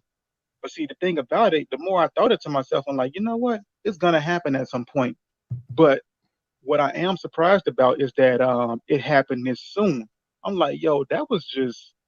I'm like, that's what I'm surprised about. I'm not surprised that they actually did this. I'm surprised that they actually did it this soon. But I'm like, so y'all are not gonna wait until people have at least But they hadn't I even had won't say gotten over it, but like the emotions of the event has died down some. Y'all are not gonna wait. bro. He's not even in the ground yet. That's what I'm Bro. saying. Like y'all are not. And that's why I say These it's a blessing in disguise. I mean, we'll get to my man Meet him after this, bro. And that's why I say it's a blessing in disguise, bro. Because again, like I said, Kobe has proven, and this is why I tell, bro, this is why you can't be just race first. This is why you can't focus on black first. Because again, first off, niggas are crabs in a barrel. Niggas are never gonna show you the kind of love that you're gonna get from the world, bro. Everybody. You should never just fucking target yourself and limit yourself to your race only, because first and foremost, again, niggas want the hookup, niggas want a discount, niggas this, that, and the other. As soon as you don't do what niggas want, you ain't shit, you broke, you pussy, you bruh. Focus on the world. Yo, Not can I say one more thing, dude? all ass section of fucking race of your own. Kobe is protected in the way he is because Kobe is a fucking world renowned man, not just a fucking. He's just not a black man hero. He's a world renowned black man that's a hero of all people of all nationality, races, incomes, everything, bro. Go ahead, SKC, and then go meet him. It's on you. No, you go ahead. Perfect. I think you. No, it's the meet. Am I saying it right, brother? I ain't really saying too much. I mean, I had a few questions. Just Go ahead. mainly on what you said earlier. What you say like a few seconds ago before the Kobe joint? Concerning what? Was it It's me? like yeah, I believe so. I don't remember what it was. My bad. I had a blunt. Well, I just remember what it was. well, just chill. Just come in whenever you remember what it is, bro. Go ahead, I SKC. agree. But yeah, man. Oh, okay. I was on Or SKC. S. Carter, whichever one Oh, of you okay, guys got it. okay. Hell, I damn near forgot what I was about to say, man. Oh yeah, the race first piece. I was like, man, first of all, get over this whole, cause see, I hear this said a whole lot when it comes to this, right? They'll say, well, everybody else is race first. No, they're not. Actually, they aren't. You They're know, business I mean, first. yes, on one hand, they may be culture first, and Yeah. culture and race are two different things, by the way. But when it comes to economic power, race first, hell no. I Nope. mean, if everybody else is so race first, then how come there are Arab and Asian owned stores in black communities then? If they are race first and only about doing business with their own, how come that exists? So that by itself pretty much shoots down that narrative. And how come? I mean, we've seen this for centuries, man. If you do the research and stuff, you've had the Asians, you've had virtually every group of people from around the globe who would send their citizens over here to America to learn how we do things in the capitalist system and take that knowledge back to where they're from and to capitalize on it. So if they're so race first and all this, they only care about how they do things, then why are they doing that and still are? You know what I'm saying? So it would really help a lot of black men, really, well, black people in general, but black men in particular, and just look, get over the whole race first thing, man, because only thing that really comes down to, I mean, I'm not trying to talk down on anybody in saying this, but it's how I feel. You know what I'm saying? But only thing the whole race first thing basically means, bro, is that you are a utility to the so-called community. You know, your time, your skills, your resources, etc. You are to be on call to be used by the quote unquote community. That's all that means. You get nothing in return for that which you offer. That's it. So is it man first? You say what now? Is it man first? I mean, me personally, the way I live, I'm like, man, look, I mean, it's me first. But when Exactly. I get someone under my household, you know, it's whoever's under my household first. Yeah. Because look, and this is my thing. And when everybody kept asking SKC last night, well, you're outside of the community. Why do you care? You already done divested and so on. So I like, look, bro. I tell you, and I say again, man. And SKC, you say you a little bit lighter than me, or you around the same complexion. What did you say? You like a darker color, Oh right? man, I'm like a couple of shades lighter than you, man. Exactly. So you know what that means, bro? When the world sees his son, they're going to see his son as black. So no matter what he leaves as far as his love interest or his wife or so on and so forth, his child is going to grow up with the experience of a fucking black man to some degree. Mm-hmm. So he's never fully fucking separated because you can't hide that motherfucking skin tone, bro. And this is why I say that another most important thing too is this is how you know these women are just fucking just maniacal, just maniacs, man. What happened to Black Girl Magic? Kobe's black daughter died with him, man. Oh boy. His daughter died with him. You And had they've been attacking her too. well, you had these privately white institutions and the colleges and things and and even the Lakers organization and things that not only commemorize Kobe, but his daughter. And you guys didn't have the fucking respect out of fucking for the man to say, look, man, even if I may feel a certain type of way about this guy because of his love interest, because of his wife, and so on and so forth, I'm going to respect his black child who was dark skinned and everybody would have fucking seen as black, you know, at a young age of fucking 13, you bitches couldn't bear, and you hoe ass niggas are even worse that you're a father. You're the biggest piece of shit, bro, if you're a fucking father and you talk down on this man knowing that he fucking died, knowing it's nothing he could do to save his daughter's life. Man, Man, one can only I just imagine think how that many of those last moments went down, man. I just think that black men need to be as vocal as possible about different things like this. It is successful so far as putting a voice out there and letting the world know that we won't accept this junk. A larger section of that would be, or a success of that would be how 50 Cent and Seal canceled Oprah's hit piece on Russell Simmons because they spoke out about it. So I mean, stuff like this has to continue, man, because you're gonna see. In my opinion, I think you're gonna have some that are not gonna get the point, and they're gonna follow right down the line with Gayle King. Because this Let me ask you, bro. years. Let me, let me ask you, bro. I mean, I see some other people want to get in, but let me just say this, and I'm gonna jump off. I say a couple things if you don't mind, bro. But let me ask you first, though. Now we spoke. Now you spoke about how your 50 cents and your seals and other people, spoke out. But do you think it'll ever get to a point where the everyday black man, at least in large part, is speaking out against these things? Because the celebrities, I mean, that's cool. They got the influence and stuff, but it's more of us than them. So do you think the average American black man will ever get the balls to call these things out, though? Because that's really where I would like for it to get. I think with the combination of when you have like these celebrities and so forth, and spaces like this, Manosphere and Black YouTube and so forth, free speech, Avenger. Yeah, I think that it eventually will snowball effect. Think about the whole thing with Oprah. It only took 50 Cent and Seal for them to say it, and then she kind of canceled it, and you didn't hear a whole bunch of people writing about it or anything of that nature. Now I get that part. Her thing. And now you got all sorts of dudes coming out of the woodwork. I mean, what was it? What's his name? Snoop cursed out. So I mean, and then you got a long list of other dudes, black and white, that came out. With, hey man, this some bull. So as much as I like what I'm saying is, because I guess what I'm saying is, right quick. Because I guess what I'm saying is like, okay, you have your celebrities and whatnot who are speaking out, and that's cool. But I don't want for this conversation to come up and then the black man who's sitting next to me, we're both unknowns. I don't want to have to damn debate with him about why this is a bad thing because he's arguing from the perspective of, what's wrong with what they're saying. Like the average dude probably would right now be the opposition.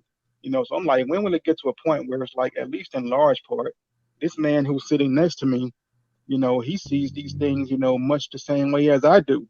That's what I'm talking about.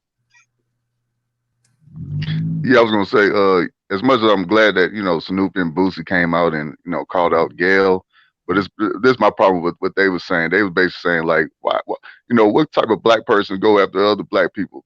But I'm like, man, their whole career was about destroying black people.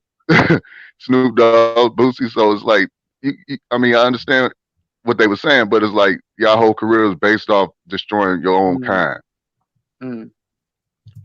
Well, you talking about as far as the music goes? Shoot, their whole interviews, whatever, all they did was go after black men, especially 50 Cent. Okay, you talking about Gayle King, but that's what I'm. And listen, Brandon, that's what I'm saying, man. That's why even with the Russell Simmons shit, Estar Carter, when you said that Russell Simmons didn't get as much play and as much publicity about it because Russell Simmons isn't the fucking person that Kobe Bryant is, bro. Yeah. Like you said, with Russell Simmons, that was strictly motherfuckers from the music industry and things like that for the most part, right? Saying, Oprah, that's fucked up. But with Kobe, like you said, you not only had black men coming forth and Snoop Dogg just getting downright disrespectful. And this is why I tell y'all, man, look, the other night, man, shout out to the real Dana. Ain't no love lost. Ain't no, whatever, She did the make sure Mike's working. Yeah, you good, bro. We can hear you. On the Rumble or whatnot it was. O'Shea had the shit on the wrong channel, but it was a niggathon. And, I came in the thing and I'm trying to talk whatever. And Dana has a very, very dominant personality. She's from motherfucking Jersey or New York or something. You know how them motherfucking females are. So East Coast bitches, yeah. So he thinks you just gonna pull that shit with me that you pull with the other nigga. Well, he's just gonna hush and be quiet and take it and so on and so forth. That's what type of nigga he is. He used to a bitch talking to him like that. Me, I'm not gonna tolerate it. So, bitch, if you're gonna try to talk to me like a man and use man energy, well, I'm gonna use man energy against you. And that's what Snoop did. You're gonna be as disrespectful as possible. I want you to hurt your feelings. I'm gonna hurt your feelings. I want to make you cry. I'm not gonna let you speak. I'm gonna show you what it's like to fuck with a man. So that's why I went to the level of disrespect I went to. And then, she rebutted with, oh, well, any man that disrespects a woman like that is less than a fucking man. And if that's like human language. And if your ass was in another country, like, and I'm not condoning it at all. I'm not saying I agree.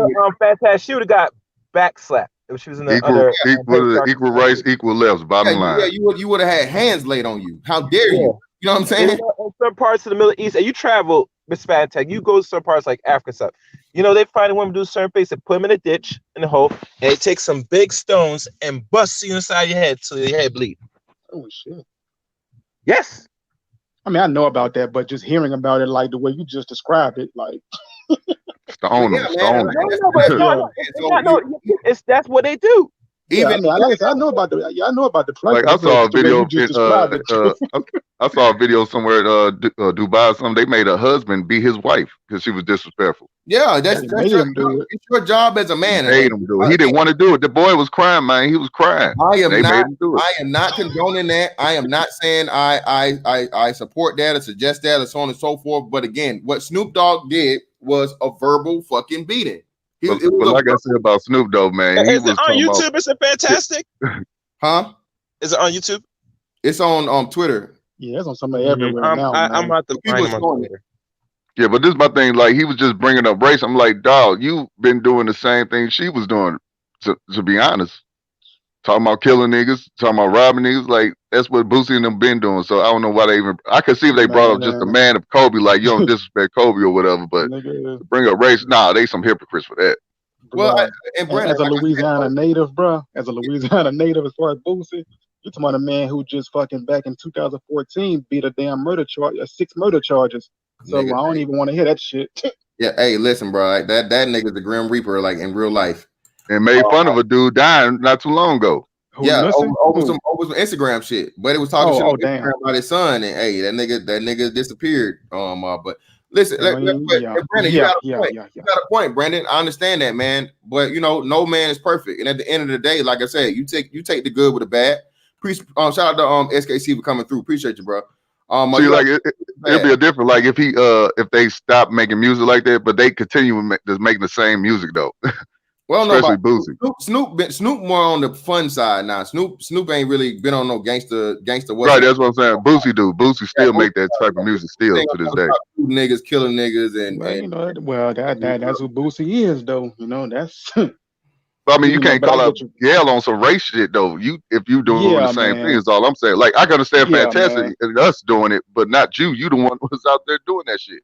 Well, again, Brandon, like I say, bro, you gonna have to have men of that stature come out to have because even within even it's niggas that may not be like Boosie that live vicariously through Boosie. They got their shit together and they're positive black men that's never fucked up like he has, and then that gives them the courage to speak out too.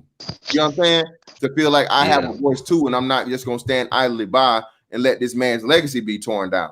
So I agree with what you're saying, but again, there can be good found in every little piece of bad. Because I mean, what Snoop been since motherfucking Dre Day, he been motherfucking talking that motherfucking gangster shit and gang shit, promoting all this other bullshit. But at the same time, like you said, you can't hold.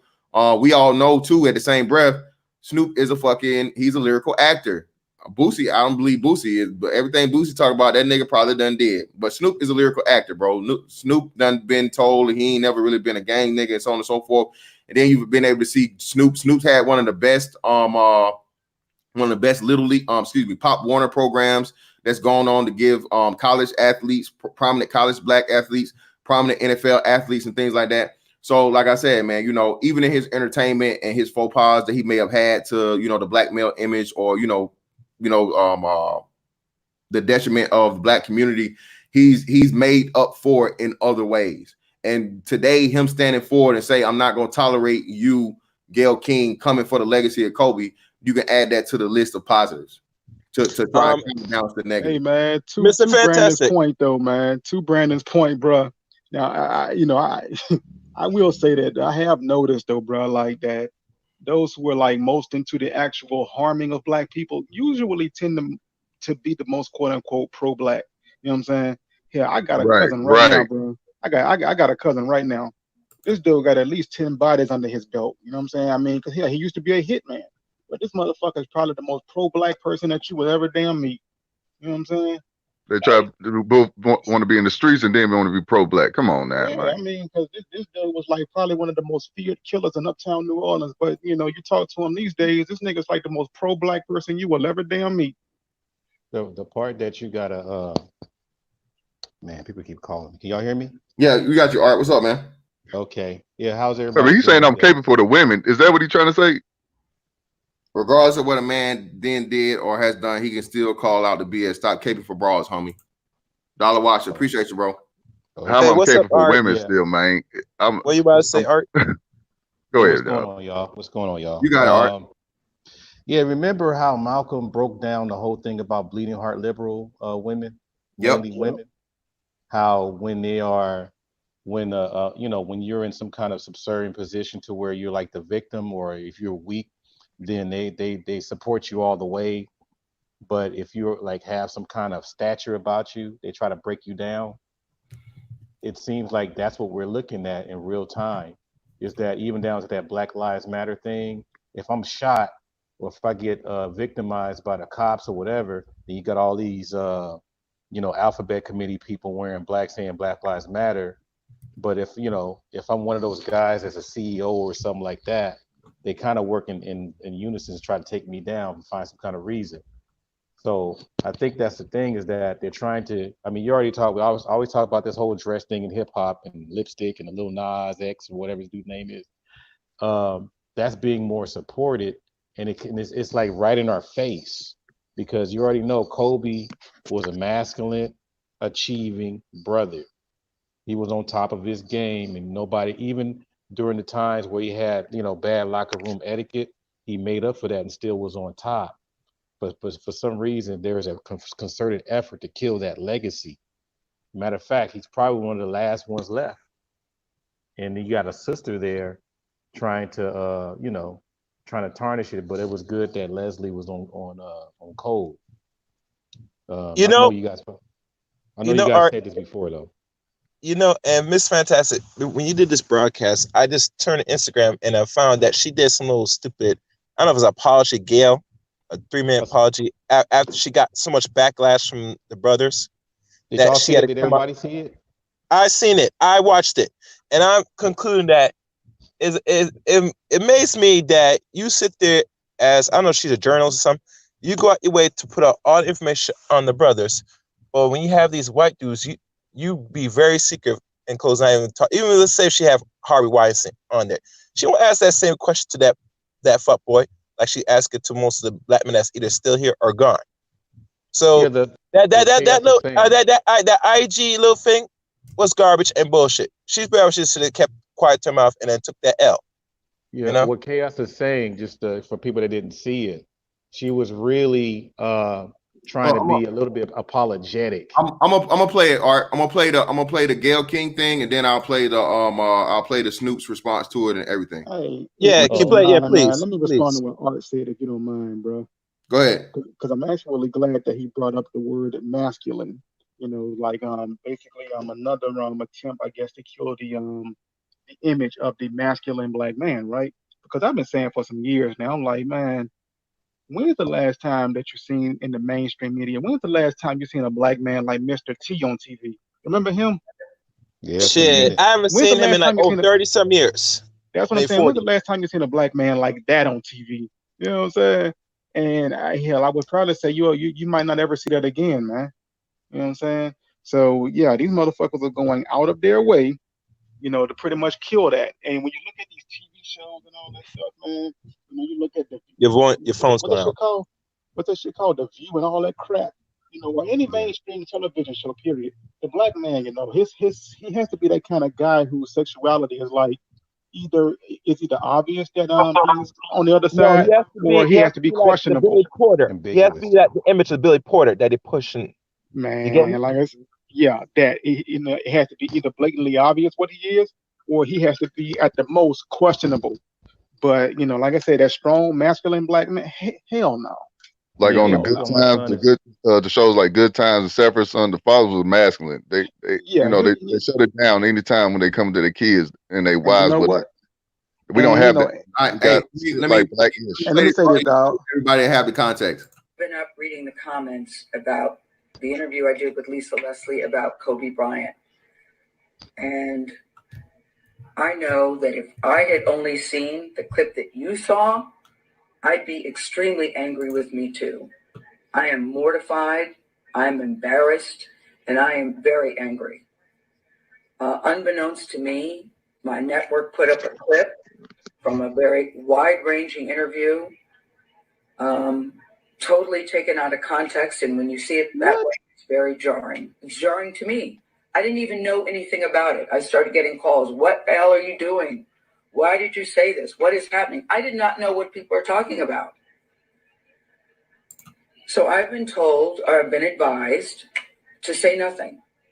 Just let it go. People will drag you. People will troll you. It'll be over in a couple of days. But that's not good enough for me, because I really want people to understand what happened here and how I'm feeling about it. I reached out to Lisa because I know that she's a longtime friend of Kobe's, to talk about his legacy and their friendship. We had a really wide-ranging interview, talked about many things: his career, his passion, his sense of humor, the way he was mentoring other people, how he was starting his next chapter. It was wide-ranging. And yes, we talked about that court case, because that court case has also come up. And I wanted to get Lisa's take on it as a friend who knew him well, what she thought, where that should stand. And I thought it was very powerful when she looked me in the eye as a member of the media to say it's time for the media to leave it alone and to back off. During the course of the interview, I asked follow-up questions because I wanted to make sure that her position and perspective were very clear. And at the end, when she said it's time to leave it alone, as I said, I thought that was powerful. And I insisted that part be in the interview, because I thought that it put a nice button on that part of the conversation. All right, and let's see, Snoop. Here's the problem, man. Yeah, that's some bullshit. She had feel guilt after she got that pushback. Sound like she was blaming white supremacy. Well, no, here's the problem, guilt. man. It's not guilt. It's damage control, bro. It's direct damage control. That's damage control. This is what I'm trying to tell you. Her and everybody else is seeing that, like, oh shit, we cannot come at Kobe Bryant like we came at all the rest of these other motherfuckers. Kobe, like I said, Kobe's on some Highlander shit, bro. Kobe is a one of one, and he's too young and too recent in the fucking hearts and minds of the strongest individuals.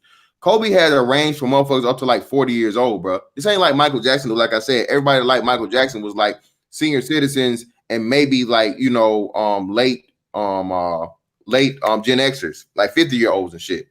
Okay, it's not like who's the other dude? Who's the other person that came after? Well, he is one of the last. Prince, a lot of them, man. Kobe was one of the last Gen Xers of that era. There was Prince. You know what I'm saying? He's not like Art. He's not like Art. He's not even like R. Kelly. Well, R. Kelly was not. You know, R. Kelly was respected, but R. Kelly was the woman's. He was a woman's man. He was a ladies' man. He didn't have a lot of black men support and things behind him, and he was strictly what he was race first. He was a niche to black people only. Only black people gave a fuck about R. Kelly. But that's what I'm trying to tell you, brother. Got people over in China riding behind Kobe. This is why you can't be on that race first shit and limit yourself to this, that, and the other, because that shield will never be as big. Kobe has a worldwide shield on his legacy, bro. But he like I think some of you guys mentioned it. He was able to take care of his people without making it a big platform. Yep. You know, I mean, if you think about Prince, I didn't know, because I'm a big Prince fan, but I didn't know how much he rode with a lot of black folks after he passed away. I mean, giving money to the Million Man March and everything. This dude is really, I mean, he was on some black stuff, but you know, you would never tell, because this is the society we live in. Thank you. Yeah, he had to keep it undercover. He had to keep it undercover. Well, no, Brandon, it's not even keeping it undercover. For one, it's just like you're not advertising. Just doing it, man. If you're going to advertise, you're doing it. You're not doing it for the right reasons. For one, right? You just want some press, some shine. Exactly. And two, it is like you're saying, you can be loyal to your people. You be loyal to your people first, or have a great loyalty to your people by a great percentage of your life, and still not limit yourself. You see what I'm saying? And that's what's happening when these people tell you pro-black and B1, all this bullshit. They're telling you only fuck with and only focus on the black parts only. This you are indebted to us. Again, that's why I said, bro, Kobe's body hadn't even been fully fucking recovered yet, and these motherfuckers was counting his pockets, bro. While him and his daughter's body hasn't been fucking what's name, and they're worried about where is his wealth gonna go back to the community? No, nigga, why can't your wealth fucking fund the community? Kobe never claimed to be But white. like I was saying, like I say all the time, man, like it's groups that got extremists, people just neutral. Like I'm pro black, I'm B1, but I ain't no extremist. Like I'm saying, fuck all white folks and nothing like that, man. I ain't never say no shit like that. Or I ain't gonna be out here tripping on you being with a white woman. That ain't my thing. But let's go into that, brother Fantastic, when you talked about where's the wealth going. And I'm not taking shots at sisters or anything like that, but where can we find where brothers that did have a sister as a wife show that the money went back to the community when the brother passed away? You can't. Good point. Man, look, We've proven that. Like I said, KG's wife just got a settlement. I did a video myself of the lady that won the lottery. Remember the lady that won the $180 million Powerball? I think I brought that up on somebody's panel one day, man. She was steady spending money like billing, because dude wanted to sell dope or some shit, even though she had $100+ million. But he wanted to sell dope, and she kept on bailing him out of jail and shit. Right. Now let's be honest. They actually put the money back into the white community too. The black women. Of course. No, not just actually. Like that's the first place they go, David Johnson, because again, they're trying to buy the image of wealth. That's another thing too. Lil Duval, I fucks with Lil Duval tough. Lil Duval showed a picture of I think it was Mark Cuban and Warren Buffett standing together in like a fucking it was like a McDonald's or some shit. And he said, this how rich white people dress with your po ass.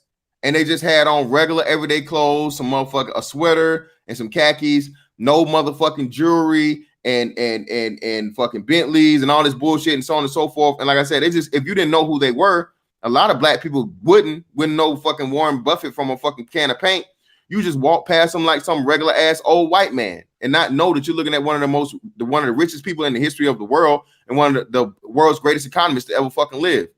But because why? Because they don't show it. They don't have the appearance of wealth is not wealth. You know what I mean? Wealth. So let me ask you this, Fantastic. So all of us buying the jewelry, the watches and all this, the big rims, is that our culture? Is that black culture? That's it's not. I don't even. That's why I don't like to refer to that. I don't consider that culture, Brandon. I would consider that a misunderstanding of or a habit. Yeah, bad habit and misunderstanding. It's misappropriation of your income. If I may, let me slide in. No, I would actually go on the limb to say that is our culture. Believe it, like you know make what, no man, mistake. You know what? I mean, I'll take it a step further than that, man. You know what? Because truth be told, I mean, that's not even really a black thing. I guess with us, it comes in the form of like those trinket items that you all spoke about. But when you start talking about stuff like, let me say this, man. Let me say this. Damn.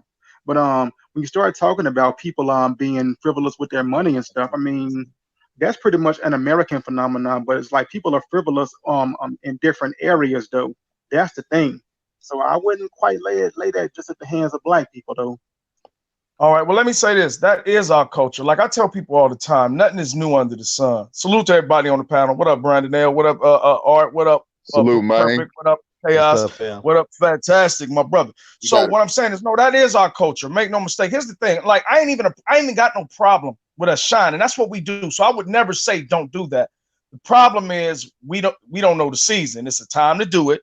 Take your time out every now and then. Let your motherfucking nuts hang on. Put your shit on. Show them you stunting. Do your thing. All right, take that shit off. Get your ass back to work. Let's get back to getting on the grind. Let's be low key so we can do shit. Now, let me say this. As far as black folks working together, we do need to put everything in us, with us all the time. Where people do go wrong at is being black first or being about your people doesn't mean you don't do business with other people. The bottom line is, at the end of the day, if anything we're doing is going to hurt our people overall, then we don't do it. Now, we know that's not always the case because make no mistake, that's exactly what they do. They keep everything white first or the dominant culture first, yet they do business with us as well. So we can do the same exact thing. It's just at the end of the day, if anything that we're doing compromises our people as a whole, then we say no to that business. And it's really that simple. I don't know where people get this. If we got to be black one first, we can do no business with nobody else. No, man, that don't even fucking make sense. Even in the Bible, even though the Israelites, and y'all know I'm an Israelite, even though the Israelites were Israelites, they did business with other folks all the fucking time.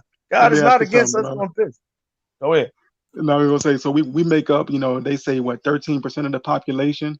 So you want to do business with someone who makes up only 13% of the population, right? Like, do you?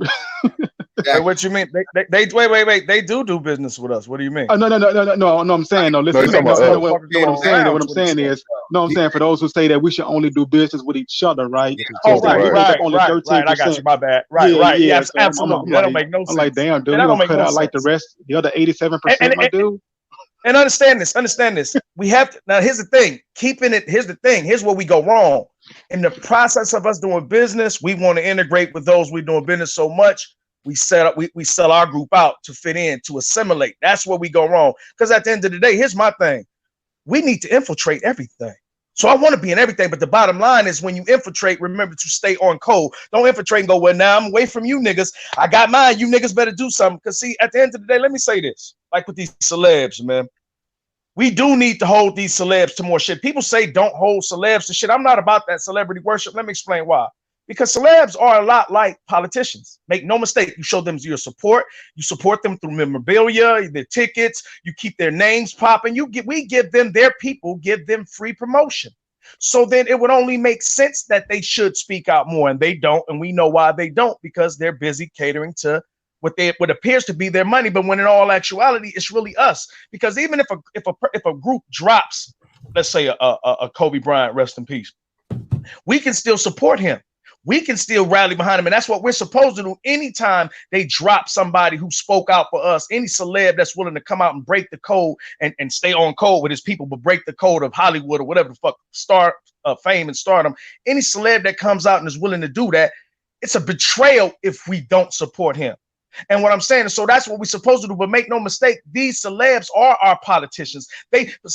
Money is politics. Hollywood is politics. Notoriety is politics, because you have influence. People will follow what you say. So when I see these celebs not on here, they know what the fuck we going through every day. They came from it. They know. And when I see that's not a priority, that's a form of betrayal. So this is one of the reasons why I don't get into the fucking celebrity worship, because them motherfuckers really do have more power they could be doing. I said this the other day, they could buy up the communities, and not for free. People are going to pay. We can get grants. They could buy the communities where they're just cutting out the banks.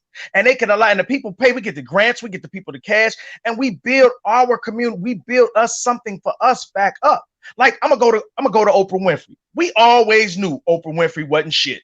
Black men knew this the whole fucking time. We've been saying Oprah ain't shit. Oprah was cool with Mike. She threw Mike under the bus. Oprah threw Russell under the bus. I remember Oprah 50 said Oprah wouldn't have her on there. 50 had to get cool with Gayle. I remember when Ludacris came on Oprah Winfrey's show for Fast and Furious, she jumped on him about his goddamn rap career. He wasn't. Yeah, she don't like rappers. She didn't like rap hip hop. Yeah, but he wasn't even there for that. He was there for the goddamn movie. The bitch chose the opportunity to show. Look, and what she did was she was showing me. That was a subliminal. You got to catch it. She was showing the establishment, I'm going against these niggas. I'm showing that I'm anti-black man. He wasn't even there for that. So my point, I'm just probably making. Order she was following though. She's probably following. Of course it was, but the bottom line is sellout nonetheless. And that's sellout, right? We got to start holding these. Like, listen, we got to hold everybody feet to the fire. See, what I notice is most of the times we having these arguments. A lot of times we both right on both sides. One party is right, the other party is right, but then on one side the party is wrong, the other side the party is wrong. We got to start holding everybody feet to the fire, not just the average Joe Smo, the average Joe, the stars, everybody. If they not for our improvement, they got to be exiled and shunned, and we ain't fucking with them. And look, man, just to back up. Let me get this super chat, brother. Dollar Washer. The black community doesn't create billionaires or wealth. That's why we're not respected by anyone else. Appreciate you, brother. Go ahead, Art. Just to piggyback on what brother was saying, we really support the image of these politicians and entertainers. We don't know what's going on when those cameras are off. So we're supporting what we just saw on the screen, or we support what we saw on the news. So right, but it's still support. The point is this: they're still getting our support, right. like any politician. I'm just backing you up. I'm not correct. Okay, no, I'm right. I'm with you. I just want to clarify. No offense, brother. And I'm just saying, but at the end of the day, this is the point. By us backing them, they like I said, people want to say it's not my job to be a leader, but it actually is. You know what I'm saying? Like make no mistake. As much as I may not want to be the leader, that's how you know the best leaders a lot of times too. Some of the best leaders were men who didn't want the position, but they were forced in it.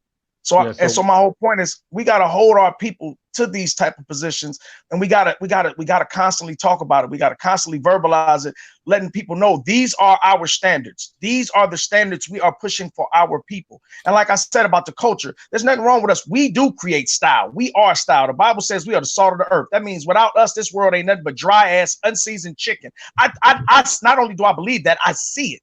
So at the end of the day, I wouldn't shun saying, well, no, you can have the moments. What I'm saying is balance. Show that a little bit, and let's get back to the grind. But make no mistake, we need to start holding everybody's feet to the fire. Yeah, let me go into context what I was trying to say before I forget. Yeah, and then fantastic. Okay, brother. But make sure you play the thing too. The thing was, if you notice, everything is about attacking the image. And the thing is, how they have history books and figures and all that kind of stuff. I mean, who would know that Bill Cosby was freaky deaky like he was? But instead, we already knew that he was America's favorite dad. He was giving money to like HBCUs. He was putting a lot of people on. But the fact that they kept throwing that other stuff on our face that could be true or false, it tore all of that down. And so Right. Can I interject right quick? Can I interject right quick and give it right back to you? I'll give it right back, I promise. What I've learned about us, and this is what I do with people. I never hold anybody to a perfection standard. Not saying that anybody does. What I've learned is I don't expect anybody to get it all right. To hold anybody to that means you the hypocrite. What I expect people to fuck up, but I expect you to balance it off. Okay, you fucking up, but at least you was doing all this. I'm not excusing your fuck up, but at least you did some, you did some good. Your good outweighed your bad. And I think that's the goal we're supposed to be looking for. We should be trying to make sure our good outweighs our bad. So when I hear about men being being human, now, if you ain't chopped up somebody's heads and put some bodies in some closets or something, I might you ain't did no real atrocious, some serious atrocities. I can overlook certain shit like being a man. There's certain shit there is certain shit you can be redeemed of. Okay, that's all I'm but saying. the Go thing ahead. that I'm trying to point out is that the plan is to make sure the not the individual but the masses really buy into the narratives that's put out there. And if you can tell that this stuff was going on with CBS, because the whole thing again is that we don't know all the stories what these celebs are going through. We're only going by what they tell us. So when it comes to that, it's up to us to either believe it or not, or just go about your business. And just like I said, the same way that they're tarnishing images, we can always take the narrative and take the good part of the images. So as far as the Bill Cosby thing, my son still watched the Cosby Show. He still take the positive parts about Cosby and stuff like that. So we don't buy it. So most people are starting to wake up and don't buy into these narratives about hyper masculinity and black men and all that kind of stuff. They starting to see this stuff now. Anyhow, floor is y'all. Yeah, and like I said, David Johnson, I covered that, bro, before you got in here. Like I said, we and Art is what Art is saying too. We only know what we see on the surface, and like I said, if you only focus on that, it will always be just a negative, right? We know who knows who Kobe was outside of the image that's portrayed to him, that was portrayed for him as far as this public image went, right? After he had the debacle in Denver, I think we have to look at the positives. Just like I said about Snoop Dogg and things before. Snoop has probably did a whole lot of damage, not probably, but Snoop has definitely did a whole lot of damage through rap music. But at the same time, like I said, you look on the things on the outside of him contributing to things like his pop, Hey, what's going on, Leo, brother? His Pop Warner League and other contributions and things he's giving back to the black community. You have to kind of balance that out. Like I said, no celebrity is going to be perfect, but the smarter you get and the more wisdom you get with age. Somebody got, what the fuck is that? Hold on. What is that? Somebody got some bad feedback. But anyway, that was my bell. Somebody's car. Okay, yeah. The further you get older, the older you get, and the more wise you get, you got to learn. You know what I'm saying? Spit out the bones and eat the meat. So that's all I'm saying as far as the celebrity thing goes, man. Especially with the images Kobe, because regardless of what you think about Kobe from the celebrity angle, his image of the positive black male image is a shield and is an encouragement enough to help black men worldwide, and that's what I think we need to focus on. Shout out to Game Changer. What's up, bro? Hey, what's going on, man? So I got here late. What did Oprah say about Kobe so I could find the appropriate scroll? Gayle King. It was Gayle King. Oh, Gayle King. What did she say about Kobe?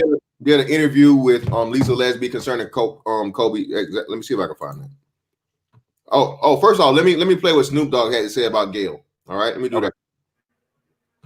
Gayle King, out of pocket for that shit. Way out of pocket. What do you gain from that? I swear to God, we the worst. We the fucking worst. We expect more from you, Gayle. Don't you hang out with Oprah? Why y'all attacking us? We your people. You ain't coming after fucking Harvey Weinstein asking them dumbass questions. I get sick of y'all. I want to call you one. Is it okay if I call her one? Funky dog head bitch. How dare you try to tarnish my motherfucking homeboy's reputation, punk motherfucker. Respect the family and back off, bitch, before we come get you. Check and mate. I love that. Listen, that's what I'm talking. That's how you drive. Now that's how you drive. That's the shit I'm talking about right there. And that's so you know things are horrible when somebody who calls himself Snoop Dogg calls you a dog-faced bitch. Just saying. But David Johnson though, we supposed to know him though. We supposed to know women, man. We supposed to call them out. Hey, they are children. She needs some dangerous children. No, bro. And again, Brandon, that's some MAGA shit, bro. When she comes for the image or the legacy of one of your greatest, bro, whether it be a motherfucking bitch, rat, cat, or dog, you attack that shit, bro, because again, they throw you. Right. I mean? And that's male energy. So male energy gets what? It gets countered with fucking real male fucking energy. You come out here like a man and speak on a fucking man's legacy. You deserve to have fucking other men come back and fucking counter your ass with that same fucking energy. So fuck that shit. That bullshit about men don't talk. Like I was telling the example I gave earlier with Real Dana. Look, if you gonna come to me and be disrespectful and call me gay and bussy and all this other bullshit, well, bitch, you can suck my dick. And I'm not, trying to rehash that issue, but I'm going to, you know what I mean, meet you with kind energy. Right. You know what I'm saying? That's all. You can disrespect. Respect you. Go ahead, Game Changer. It's on you, bro. Hold on, real quick. Shout out to Lake Dodge. Oh my God, appreciate you, bro. Go ahead, Game Changer. So, did you tell her to suck your dick or did you tell her to suck your penis? I said my dick. I told her to suck this big ass dick. That's what I said. All right, but let's hear what Gayle said because I want to match the scroll. I want to match the appropriate scroll. Oh, I'll go back for you, Game. I'll go back for you, GC. Okay. I appreciate you. All right, we got new people in here anyway, so we'll replay it. Yeah. Kobe Bryant. But I'm gonna say this too, though, Mr. Fantastic. Being that we going so hard for a lot of these brothers do need to do more, if nothing else, for the brothers. Like I do, our guy did with the paying off the brothers' college tuition and shit. We do need these black men to do more for us, if nothing else, for the black men. But David, I disagree. I disagree. As long as they're not harming the black community, then they deserve the respect of it. But no, and another. Listen. I agree with that, Game Changer. Be honest. Wait. Everybody chill. Wait. And David, listen, bro. Kobe inspired a whole. You can't put a price on inspiration, David. Mm-hmm. You can never put a price on that. It's so many black men that are millionaires and are able to take care of their families and their communities. And Kobe did a lot for the community. He just didn't advertise it, bro. I think the same thing with Michael Jordan. You know how much money Michael Jordan is giving back to the black community, Boys and Girls Club, Chicago, those areas, but he never publicized it. So he don't get the credit for what he's actually done. And then that's not even counting, like I said, the inspiration for you to make a black man pick up a basketball versus a crack, a fucking, crack or motherfucking a gun. I think there's a price. Wait, let me ask this. If we were as black men, we're doing everything that we could actually do. I'm not asking anybody to do anything they can't do. Doing everything they could do. Shouldn't we see a major difference around here? Wouldn't we see a major difference around here? Of course. But listen. So wait. Let me just say this. I can go right back to you. So is it safe to say we're not seeing that? Is that safe to say or no? No, it is safe to say. Okay, Listen. I'm not knocking anybody. I'm just saying, listen, there lies the problem, though. Like, my whole point is like, watch this. Magic Johnson, he's like, I don't know how he is in y'all cities. In Cali, he known around here for buying up all the shit. So we know where all the shit he done bought at, because everybody know Magic bought that. Magic bought that. So we know the shit Magic has his hands in. And what all I'm saying is, if more, and again, I'm not necessarily knocking, I'm just it's a good suggestion. If all more of our black celebs with power, like, don't get me wrong, including the us smaller people, if we all, it's a collective movement. But what I'm just saying is, like what you just said, Mr. Fantastic, being that notoriety, they have the camera on them, they have the eye on them. How much more could they inspire us, the simple men, the regular average men, to work together if we saw more of them doing that as far as us as a people? So a person can always do more. I mean, a person can always do more, but you should never discredit what they do and never make that a requirement for general respect as a black man. Let me say, I'm not saying that. Let me just say, at the end of the day, understand something. Legacy, like, understand this. Legacy, this how I think about this. And I know most people don't do this, but this is what you need to do.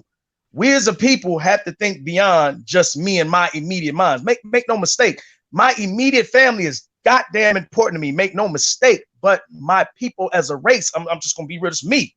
They supersede even my immediate family, because my race has to continue my family. Otherwise, all my families and my legacy dies. So at some point in time, I'm not only looking out for my immediate family, I'm thinking about my people as a whole. Because understand something, if that was everybody's mentality, us guys here on this panel probably wouldn't even be here talking to each other right now, if that was the average person's mentality, if nobody really considered their race and they just considered themselves. I understand what you're saying. Hold on 1 second, brother. I understand what you're saying, but there are certain entities that are doing that. And then there are certain people like your Kobe's and your Prince or whatever that's paying behind the scenes. Thank you. So sometimes if they're out there rah-rahing and stuff like that and playing for the Lakers, it's a whole different ball game. People have to work strategically when they start supporting your community when you're in those positions. You know, you I understand can't just sit there and go rah-rah with it. And I know what you're saying. You're saying that, but okay, I just don't see it though. Like, I should see it. Even if it's under the Underground Railroad. David, chill. Wait. David, that's the problem, bro. A lot of the times, I tell you, this is one of the things I've learned in life, bro. A lot of times, and you know this as a man, us men always know this, bro. Listen, sometimes and a lot of time, man, you knowing is only reward you're gonna get out of it. You can't, Art is trying to tell you, you can't be out here on the front lines claiming this black first shit, whatever, all the time, even if you are, because you know what that's gonna do? That's gonna limit you on the world stage. Kobe gave plenty of shit, money-wise, inspiration-wise, influence-wise. It's plenty of dudes and plenty of things footage you can have of Kobe giving back to the community, and more than just basketball. Hell, y'all remember have any of y'all remember Lenny Cook? Do anyone remember Lenny Cook? Vaguely, I vaguely remember. All right, so Lenny Cook was the guy that came out in the same class as LeBron and Carmelo Anthony. At one point in time, Lenny Cook was even ranked higher than LeBron was. He was the number one player in the country. Oddly enough, Lenny Cook lives somewhere, I think, up around Richmond. He's from Virginia. He lives here in Virginia. They did a special on him. If you haven't seen it, go look at it and find it. And it pretty much shows the parallels of somebody that, again, that didn't have the leadership or the guy or the guidance for the right people around him, to where this dude completely fell off the fucking map, bro. This dude was the number one fucking player in the country, bigger than Carmelo Anthony and LeBron James, bro. And Kobe was the person giving them this thing, coming to tell them before they even got out of high school, hey, look, man, this basketball shit ain't guaranteed, or so on and so forth, but you know, hey, you need to do this, you need to do this, you need to do this, you need to do this, you need to do this.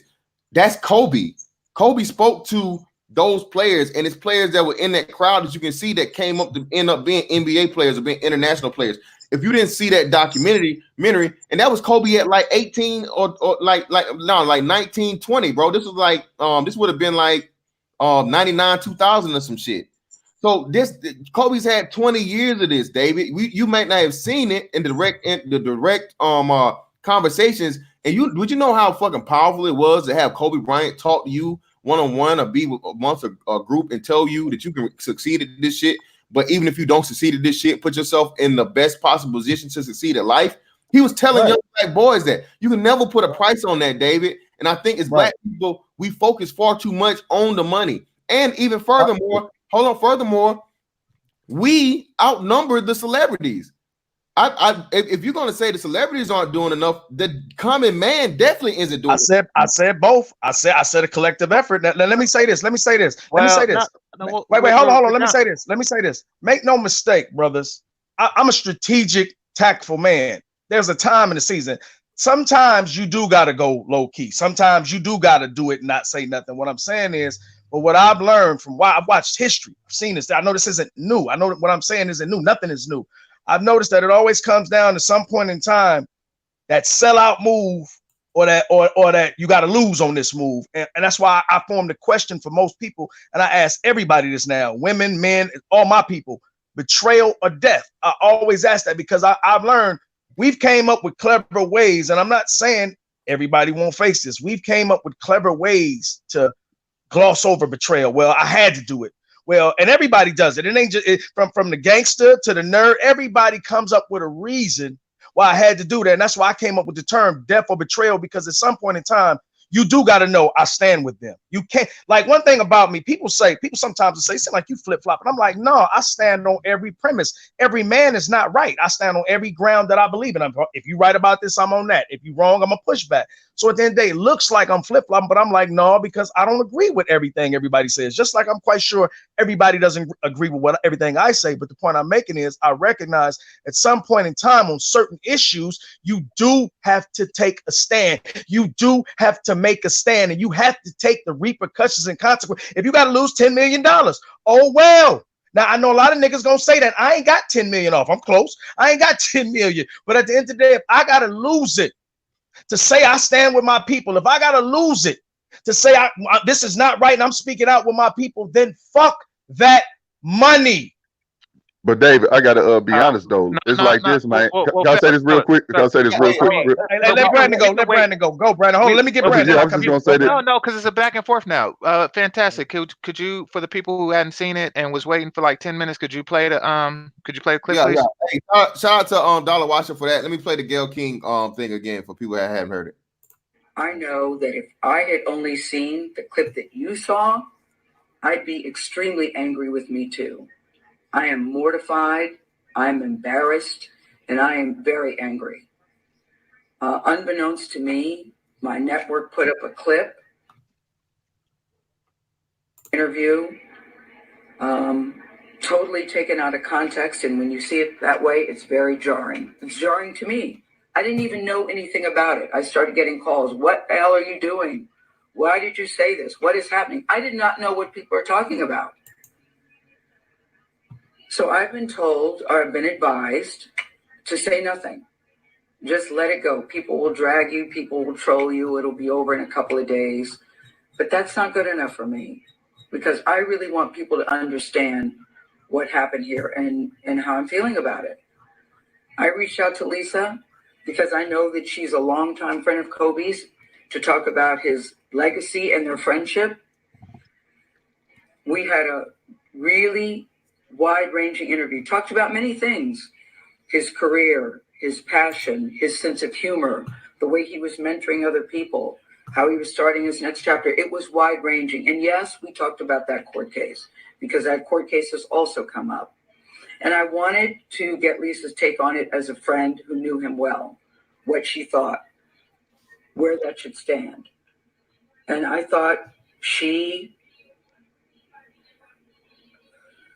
it was very powerful when she looked me in the eye as a member of the media to say it's time for the media to leave it alone and to back off. During the course of the interview, I asked follow-up questions because I wanted to make sure that her position and perspective were very clear. And at the end, when she said it's time to leave it alone, as I said, I thought that was powerful. And I insisted that part be in the interview, because I thought that it put a nice button on that part of the conversation. All right, cool. Wait, hey, fantastic. Wait, let me get this right quick. Dollar Washer, I do address bitches. I address everybody, my nigga. Wait, everybody accountable. I gotta call it out. I didn't let you give your sermon. I know you like the priest, but hold on. Let me call it out before you address it. Dollar Washer, $5. Appreciate it. David Johnson start holding these black broads accountable. Black men ain't the only ones out here getting money. In fact, go ahead, David. Go ahead. Now, if you called me a simp too earlier. Right, hold on, Dollar Watch. If you was listening, you would have heard me say when they said the black women get the money, they take it. They the first ones to take it back to the white community. I said that earlier. You got to pay attention, bro.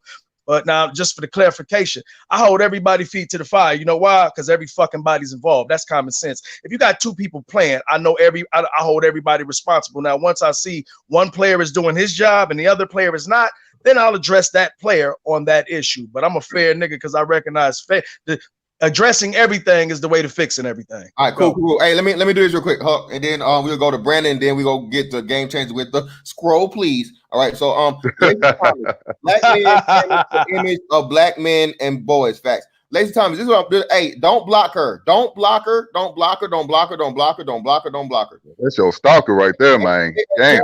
Tell me about it, bro. She all in the comments of my thing, but it's my number one fan. I don't know why she what's her name? She can't wait for me to motherfucking like break up my me too. She be, I don't know what her deal is. But anyway, Lacey Thomas, I'm gonna tell you this. And this is how we're gonna play this from here on out, Lacey Thomas. If you gonna come in here, you're gonna troll, you know what you gotta do? You gotta hit that cam ma'am. So you can either just talk solidly and talk to the I love that. Or if you don't, as soon as you say something, time her ass out to infinity. All the mods time her ass out. The next thing she say, if it's not her coming up on this panel and getting on the cam, or her putting up a profile picture of her actual face, not this ugly ass cartoon, because I mean, you know, most bitches hide themselves behind motherfucking avatars and don't show their face anyway. Hit her ass with the motherfucking smite her, like as my man David Johnson would say, smite her in the name of Jesus. All right, smite her ass. All right. So the next time she motherfucking trolls, if she not gonna come up this bitch and cam the fuck up and show that she's not some ugly bitter ass bitch that like to stalk niggas that she claims she just hate. Time my ass out to infinity. Don't block her. All right, go ahead, Brandon, and then we go throw it the game changer. Go ahead, Brandon. Yeah, all I was trying to say was when Dave was bringing up, you know, brothers need to do for each other and stuff. But this is my thing. Like, I do that all the time myself. But I think it's also easier to say that, especially if you don't have kids, because you got your family of your own. It's like, man, I can't really do for others right now. You know, I got my own legacy right here under my roof. So I got to do for them, and I have no problem with that, man. Like when I was going through my struggle, like as a youngster, like I used to be like, damn, I wonder why, such and such celebrities, rappers don't do nothing. But it's like I got to go after the ones that created me, my parents. Exactly. My parents should have been involved and did for me. I can't look at no stranger. Now, if you want to do something for me, I appreciate it. I definitely appreciate it. But it's like I'm not entitled for some stranger to do for me. It should be my family and my family only. To be honest with you. Yep. True. Right. And nobody's saying that either. We just saying at the end of the day, as a people, I got what you're saying. Yes, sir. I got what you're look saying, out brother. for the other kids on the block. You know, like, hey, don't run in the street. We look out for each other, even if I can't. I'm gonna take care of you. We don't want you to get your Hussein Bolt back on, brother. I know you run with it. You're running. Let's get on the game changer here. And then we got Mr. RJ. Get in there, GC.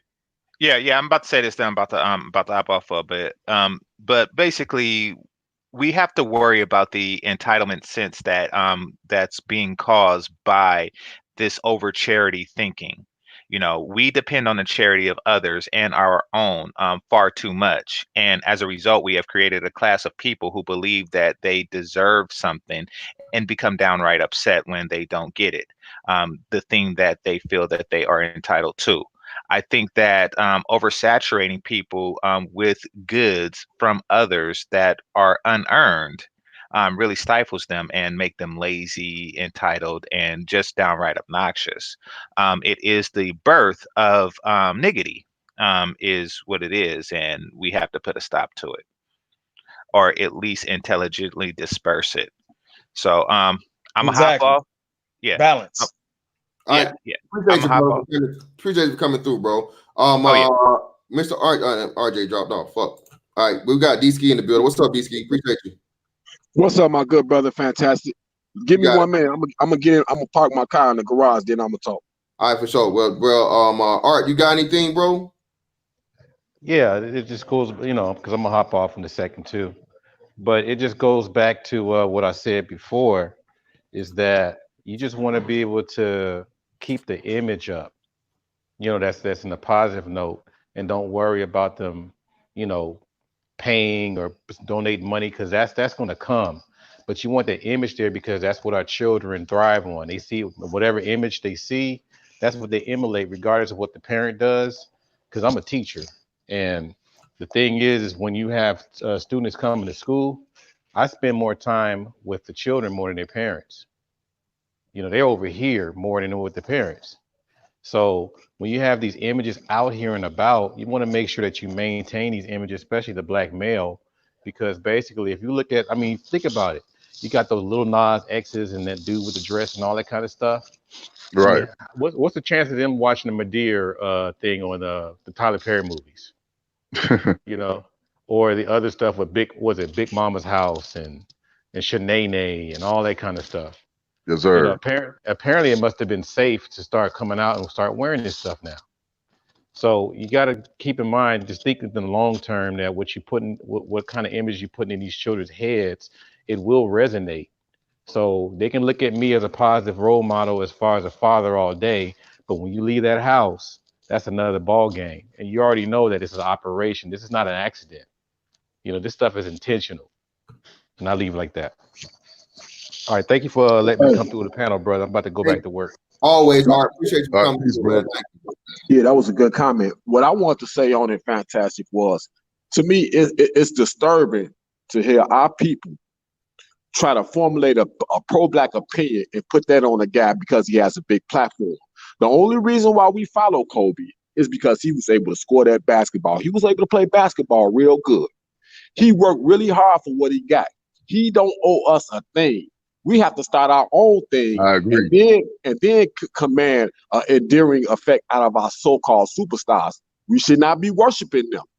How I'm gonna wait till Fantastic get on and then say, all right, Fantastic, you should help me out since you got some Now money. come back, right? It doesn't work like that, brothers and sisters. We cannot give these people. I wouldn't ask a guy who bowled how to run a triangle offense. And that's what we asking when we asking Michael Jordan and certain other people to line up with our pro-black movements. That's not why they where they are. So that's not ultimately their main concern. Their main concern can I ask you is building something? a basketball, bro. Can I ask you something, Deesky? Huh? Can I ask you something right quick? Go ahead. Do you agree that it takes a village to raise a child? Absolutely, but absolutely. Wait, But hold on.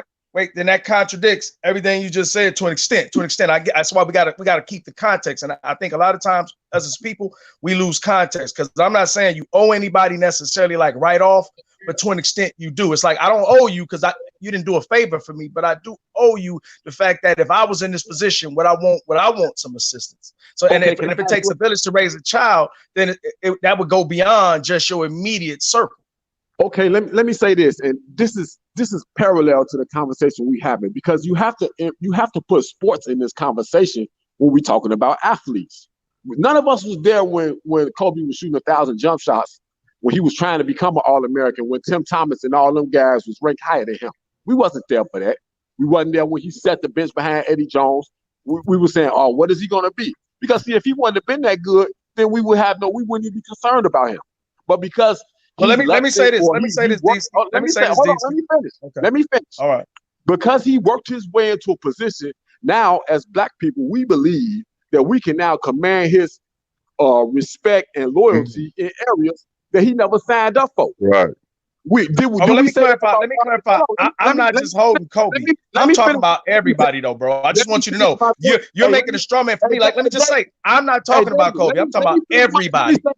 Queen, I'm gonna let you talk, brother, because we didn't do that to Kenyatta Davis when she led a pro-black movement, but she dated white women. We didn't do that to Martin Luther King when he led a pro-black movement. He was with white prostitutes. That's what I'm saying, though. All these guys. That's what I'm saying. Another platform and then try to turn his platform into what we want it to be. His platform is the platform he created for himself, and that's the only thing just respect him for what he's able to do. Let's not criticize guys. I agree with both of y'all. Like, I mean, if you want to do something for your people, go ahead and do it. If you don't, but you ain't harming I do. nobody. Hey, I'm I with you do. too. I And I ain't respect got both no sides, millions. man. Now, David, And don't I get me do wrong. do it. I ain't got no millions. It's very disturbing to see our favorite basketball players always with white boys and white girls, and they in a gym full of white people. I get that, but at the same time, It don't bother me, to be honest. that a guy who worked his butt off. If black folks worked as half as Kobe did in the lane that he was in, we wouldn't have these problems. All right, watch this. Watch this. like Watch this, this. you Let me gotta ask you. Hold stop. on. I'm gonna go back. My bad, man. If all black people had the idea, watch this. All of us, celeb, small, the 9 to 5, the Pookie, the Ray Ray, the educated, like whoever name, whatever title you want to name it. All of us black folks had the mentality that it takes a village to raise a child. How do y'all think we would fare out overall if that was all of our mentality? I know that's idea. I'm just showing you that's how you know what the right answer is, what the right frame of mind is. How would we fare out if that was all our mentalities? Everybody. We would fare out much better. I agree. My point. Okay. Now let me make my point. That's all I'm saying. Let me, you, and Kobe all on the same team, but none of us all Americans. Who do you think that black coach gonna give his kudos to? And all them other black people in the stands and everybody else. They gonna give their kudos to that guy who are all American. They ain't worried about us. So nobody's focused on black folks when they're doing regular great things. See, that's a part of our problem too. We don't focus on people when they're not in the limelight, but they're doing great things. We don't focus on people whether it's negative or positive if they got a big platform. So that's a part of our culture. That's a cultural problem. That's not all. I would say that's culture. I'd say that's a mentality. I just say that's a mentality issue. Everybody's not Muhammad Ali, and we should not expect them to be. Right, we shouldn't expect guys to jump out their lane and then do something different. They don't owe us that. They owe us basketball, boxing, football. But listen. That's not. I don't totally agree with that. Let me explain why. Even a pawn can be the most dangerous piece on the table if you play it right. Yeah, even a pawn can be the most dangerous piece. So I don't think. Courtney, we hear you. Can you hear us? I can hear y'all. I want to say this. As a black woman, I approve of Save Yourself Black Man. I agree with what y'all doing. I support y'all because if y'all do not like black women that much, it's not gonna help us. Ain't nobody SYSBM up on this motherfucker. What are you talking about? This is gonna be a goddamn derailment. That's why I was talking over. Hold on. Ain't nobody no SYSBM on this motherfucker, man. Here come the foolishness. Go ahead. I didn't say y'all was SYSBM. I'm just saying y'all keep talking about black women dirtying up black men image. Those are celebrities. Now they gotta take orders from the top man at top. Y'all can't go by Oprah what these other cats be doing. That's Hollywood, man. Yeah, but hold on. They still black, man. They still black. Courtney, would be that this happens every day in everyday life too. When black women make false police reports as far as domestic violence, when black women say that black men ain't shit and they bad fathers, when they don't even let the men have a relationship with their kids, they actually keeping the men away from the kids. Oh, you got a Borgen too. You gotta better connection or slow down talking. A lot of the time it's like you're talking too fast for your mic, so just slow down talking and try that. Okay. I agree with you. No, it ain't working. It ain't working. Are you on Wi-Fi or you just on your phone? Or you on because you're going like Go out and come back. So yeah, drop off and come back. So yeah, like I was saying, at the end of the day, that's what I'm saying, holding everybody's feet to the fire. And I think even if I don't expect it to happen by tomorrow, my whole thing is we got to start it though. And at the end of the day, if we hold everybody's feet to the fire, then that means there are no exceptions. Without no exceptions, that means we can't lose. Even though let's context, we know there's going to be exceptions. But I'm saying overall, we start pushing that. David, when we look at how these guys getting paid, a lot of these guys getting just as much money in endorsements as they getting in contracts. They got their allegiance to the people who pay them.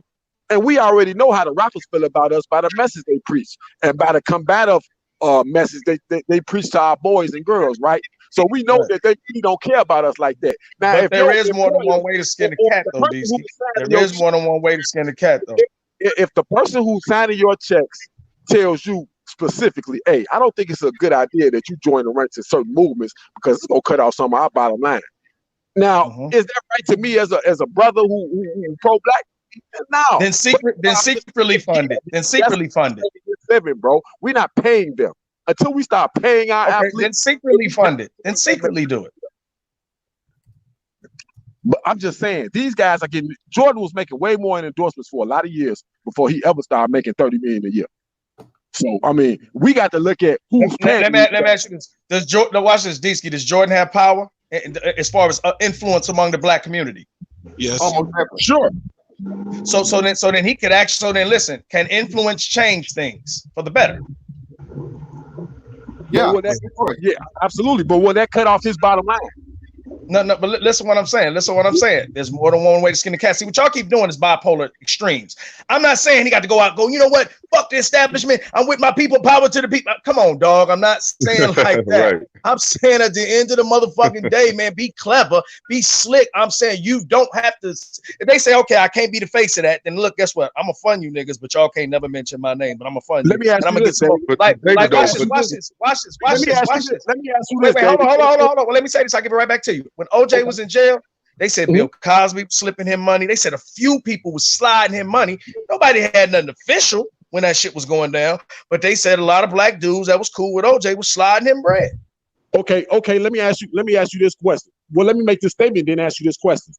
When MC Hammer was giving all his money away to them brothers he was trying to help people get on, did we say commend him or did we make fun of him for losing all his money? Made fun of him, bro. Let me respond to that. Hold on. Now let me ask this question. That was bad money, man. When you Google DMX, he's negative $10 million in the hole. Do we laugh at him or are we trying to encourage him? No, we're not. Well, we don't care about you once you go broke. We only care about you once you got your fame and fortune. This is how let me say this. But let me say this though. I'm not okay in that mind frame because I don't think you should care about. I think I should care about my regular bro and the celeb the same way because at the end of the day, the bigger agenda is the overall collective. So what I'm saying is I don't want to just go to the extreme. Y'all keep going extremes.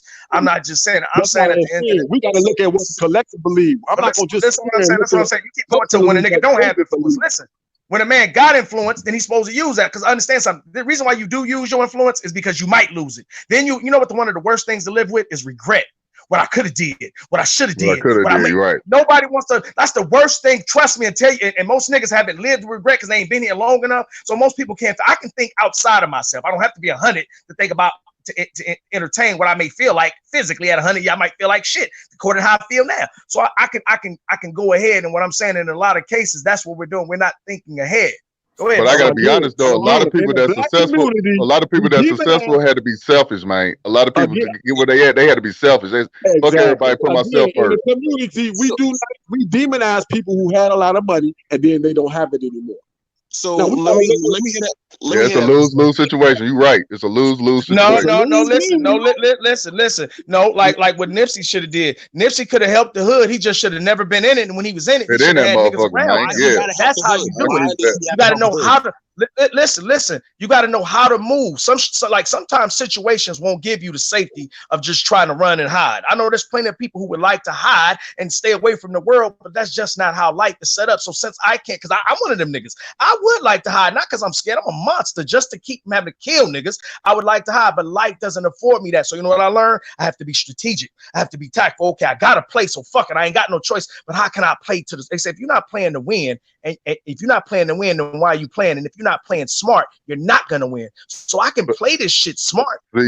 See, Nipsey had that mind state where I could be in the hood, you know. I can show my people what I'm doing, but he still got killed, man. And this my thing. He should have been out, like you just said, but he thinking that's some soft shit. He thinking that's some weak shit. No, you got a family, dog. You need to raise. You need to be there for your kids. Just do it, like I said, behind the scenes, man.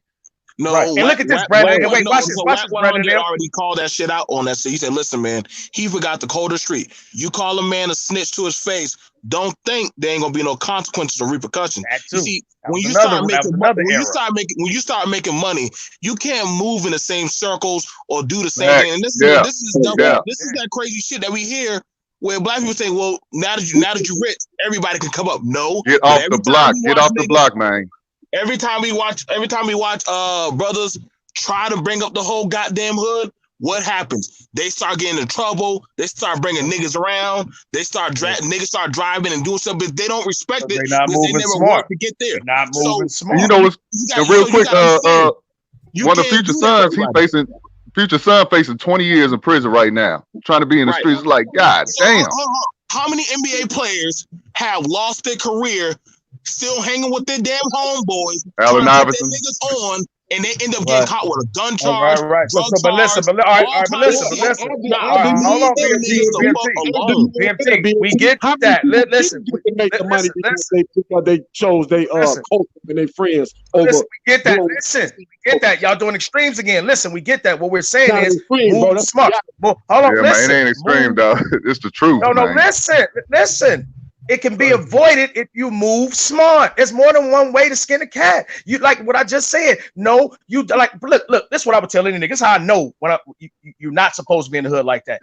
You look at this situation when Tupac got hit. Not only was that a major loss, everybody that was connected to him stopped eating. So you never let the breadwinner. If I'm eating off the bread, I ain't never letting the bread get in a situation where it can be taken from me. Even if the bread don't know no better, no nigga, you ain't going. I'm going. No nigga, you not going. I'm going. Niggas got somebody smart got to be around. You got to have somebody in your ear smart. So what I'm saying is them brothers, they just went about it wrong. They had the right idea, just the wrong strategy.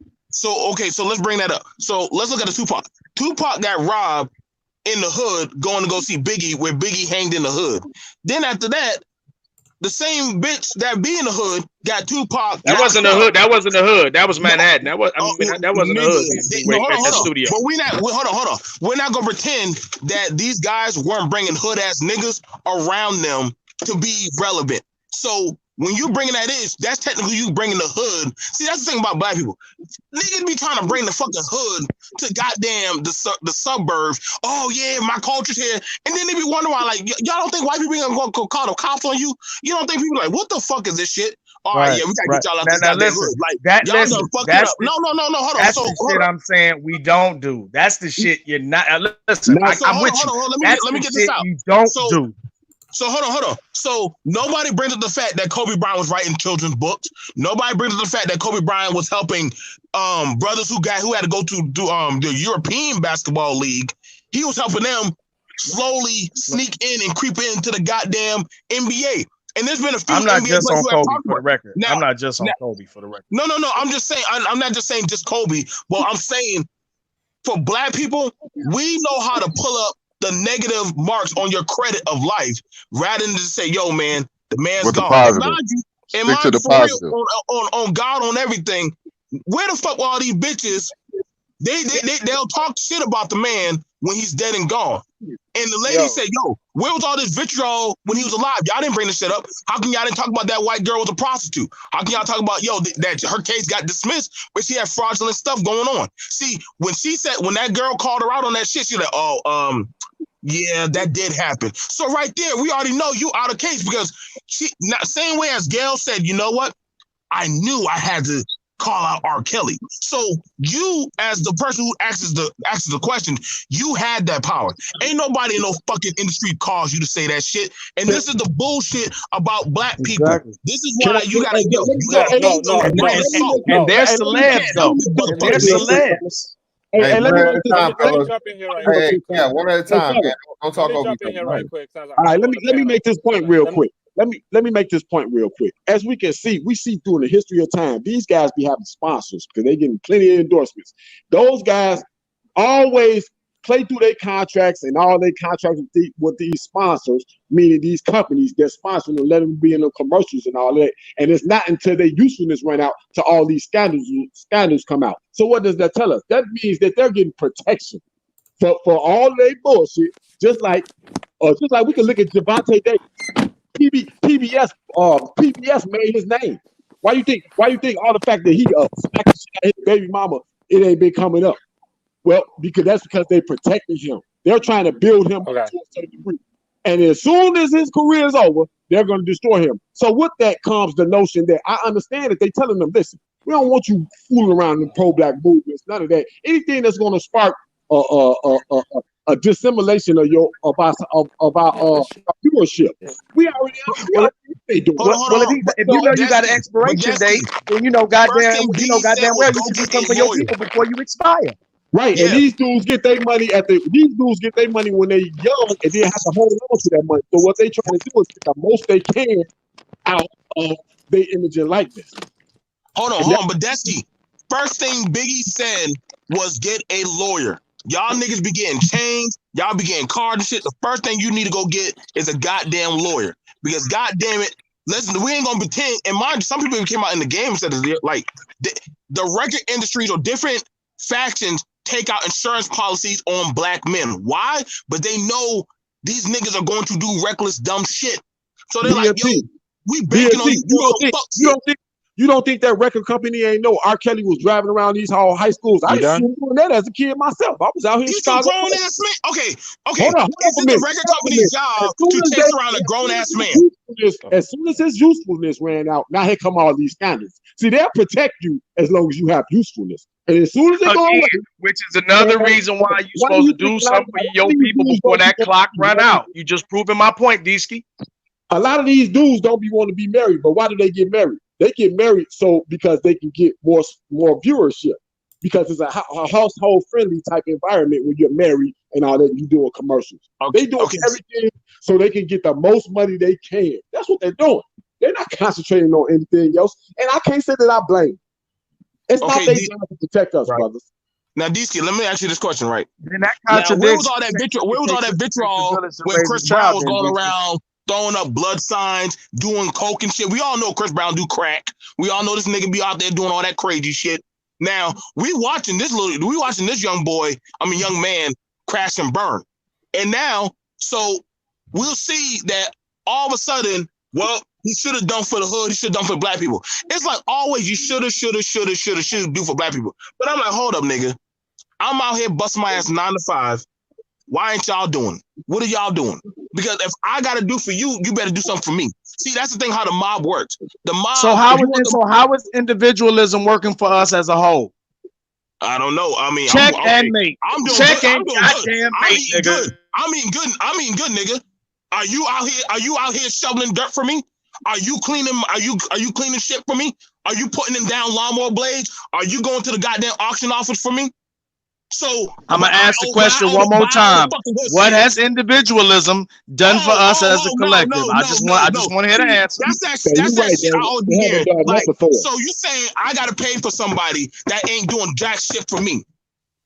See how you keep going extremes? Listen, that's not what I'm saying. Listen, for the record, that's not what I'm saying. What I'm saying, now, I'm gonna tell you, look, hold on, let me get the floor for a minute. Let me tell you what I am saying. Work with motherfuckers who truly and intellectually and genuinely want to work with you and work smart. Here's the problem. If you're not providing enough opportunities, sure, you're going to get some idiots in. And some people are going to come in as idiots and going to change. Sure, you're going to get that. And some people are going to come in sincere from the door. Sure, you're going to get that. The bottom line is if you don't offer the opportunity, how can we get there? So David, so let's see this. I have to open up a doggone store in the black community, right? If I open up that store in the black community and I know that these niggas give zero fuck for their mama's house, I'm supposed to take a chance with me or any workers at nighttime that these niggas are gonna, by the blood of Jesus, not come in there and cap my ass and steal my shit. No, that's why you get security, brothers. You hire brothers from the neighborhood that's gonna secure your shit, and you put cameras up. Be motherfucking smart. All right, watch this. I'm gonna give you an example. I'm gonna use the scriptures. I know y'all don't like the scriptures. The scriptures is fantastic. Say the scriptures, but now watch this. Watch this. Don't use, please, David. Don't use the preacher. They ain't robbing the goddamn community. Come on now. Hear me. You know I don't fuck with the preachers. That's a whole other conversation. Hold on. Let me do this. I think it's Proverbs 6:6. It says, "Be as an ant." Are ants solo mission niggas? Now we're not saying you won't see a scouter looking for shit. Are ants solo? Do they do solo thing, or do they work solo for the collective, or do they work for the collective? They work for the collective. Hello, now we ain't saying you won't get a scout that won't come out solo. But David, Hold on. He looking for some food. Hold on. He looking for some food on the solo. Once he finds something, he can work that. He go back. He get the crew. They all come back. They all take it back to the hood. They all live in the good. One ant might not be shit by himself. That's us. We have the smallest population. One ant ain't shit by himself, but step your ass in the goddamn ant bed and then move your ass. That's all I'm saying. I mean, Okay, that's not. so- Hey, David, I don't think. Let me say this, BMT. I don't think it's fair to make it a biblical conversation. But all the Bible talks about is idolatry worship, and that's what you're trying to do here. Because Wait a what minute. you're trying to do is elevate- I didn't go that way. You know me, fair. I didn't Hold go on, that DSP. Hold on. Because that's not what the Bible. The Bible all does. what The you're Bible trying to do is elevate Hold on, somebody listen. who All right, has listen money and All try right, to give. the Bible. Listen, the Bible is against idolatry. That's first things first. And then secondly, listen, the Bible promotes. That's where I get this from. The Bible. Listen, the Bible says you can hang up 2 commands. It says you can hang the whole Bible up on these 2 commandments. And this is where I'm getting this from. I'm gonna show you what I'm talking about. It says, love your God with all your heart, your mind, and your soul, and love your brother as you love yourself. Not everybody, not the neighbors, not them other people, not that other nation, your nation. Love your nation as you love yourself. The Creator says you can hang the whole Bible up on them 2 things. I tend to agree because I see how powerful brotherhood, because brotherhood is our strongest weapon. And I can't afford to let any celeb or any regular 9-to-5 man to think he can be the exception, because I know I need him in my army. I need you, warrior. I need you, soldier, because you help make the greater collective. Okay, I'm glad you brought that up, David. So the ant hive, the ant nest goes off of the queen, right? And how many queens have told their drones, their sons, their nephews, their cousins to go out and attack that one individual ant if that ant does not want to follow the hive? How many black men? Let me say this. I'm not. Hold on. That's a total straw man. Listen, that DSP. queen ant. You took my example somewhere else. We got a queen ant right now, going like there literally. with it. That's a whole nother. Hold on. I'm going off of the ant. I'm going off of the ant. All right. I'm going off of the ant. We going off of the ant. Whoa. Y'all, Christmas, nigga. Shout out to the Gold Eagle. $50 super chat. These black first pro blacks are deep down Marxists and socialists in theory. They want productive, successful black people to do all the heavy lifting. All this collectivism is Marxist in theory. I agree with that, brother. Appreciate you. Really, really appreciate you, man. Hey, man, let me give a time to shout out, man. Everybody from, any amount y'all can give me on the super chat, bro. I appreciate it, man. Y'all been showing me mad love with the super chat shit. With the cash out, man. Just know I appreciate it. I got something planned for y'all coming up here shortly. Throw a little money in your pocket for Valentine's Day or something coming up here. We'll figure something out. I'm gonna do something. But hey, man, just know, bro, I really appreciate everything y'all do. Everything from the views, the likes, and your monetary contributions. And speaking of likes, let me see what I got working here. See what y'all niggas looking like. Cause y'all niggas get the money, but y'all niggas don't like to hit these free likes. I got 244 in the building. All right, thank you. See y'all see y'all learning, man. I ain't even have to really start saying it. Go ahead and keep hitting that like button, man. Let's try at least get 200. We had like 294 in this motherfucker at one point in time, man. So the more you like the video, the more people come in, the more we expand the conversation. And hop y'all ass on here too, man. We got Archie back here. I got room in the on the panel if you want to give your piece, and appreciate you, the Gold Eagle, yet again for your contribution. Go ahead, y'all got it. Yo, let me jump in this right quick because I haven't got my comment in. Go ahead. We're talking about what Kobe has done for the black community and what he hasn't done and why it's not being recognized.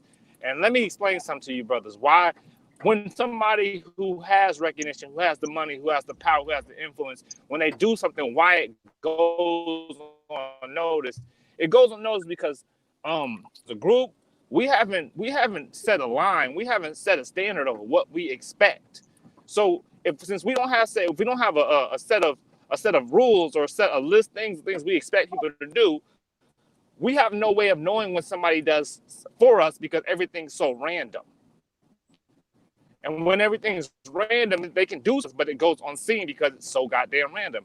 Now, if you said, like, for an example, if you're a conservative, we all know what a conservative president looks like. So when a president claims to be a conservative but doesn't act on conservative principles, you can sit there and point out his actions and tie those to the list of conservative principles and tell you and determine whether or not he's a conservative. You can't do that with black people because we don't have a list of principles. We don't have a list of set things we expect somebody to do for us when they do want to help. We just say do some, and when you do it, we judge whether or not it's worthy.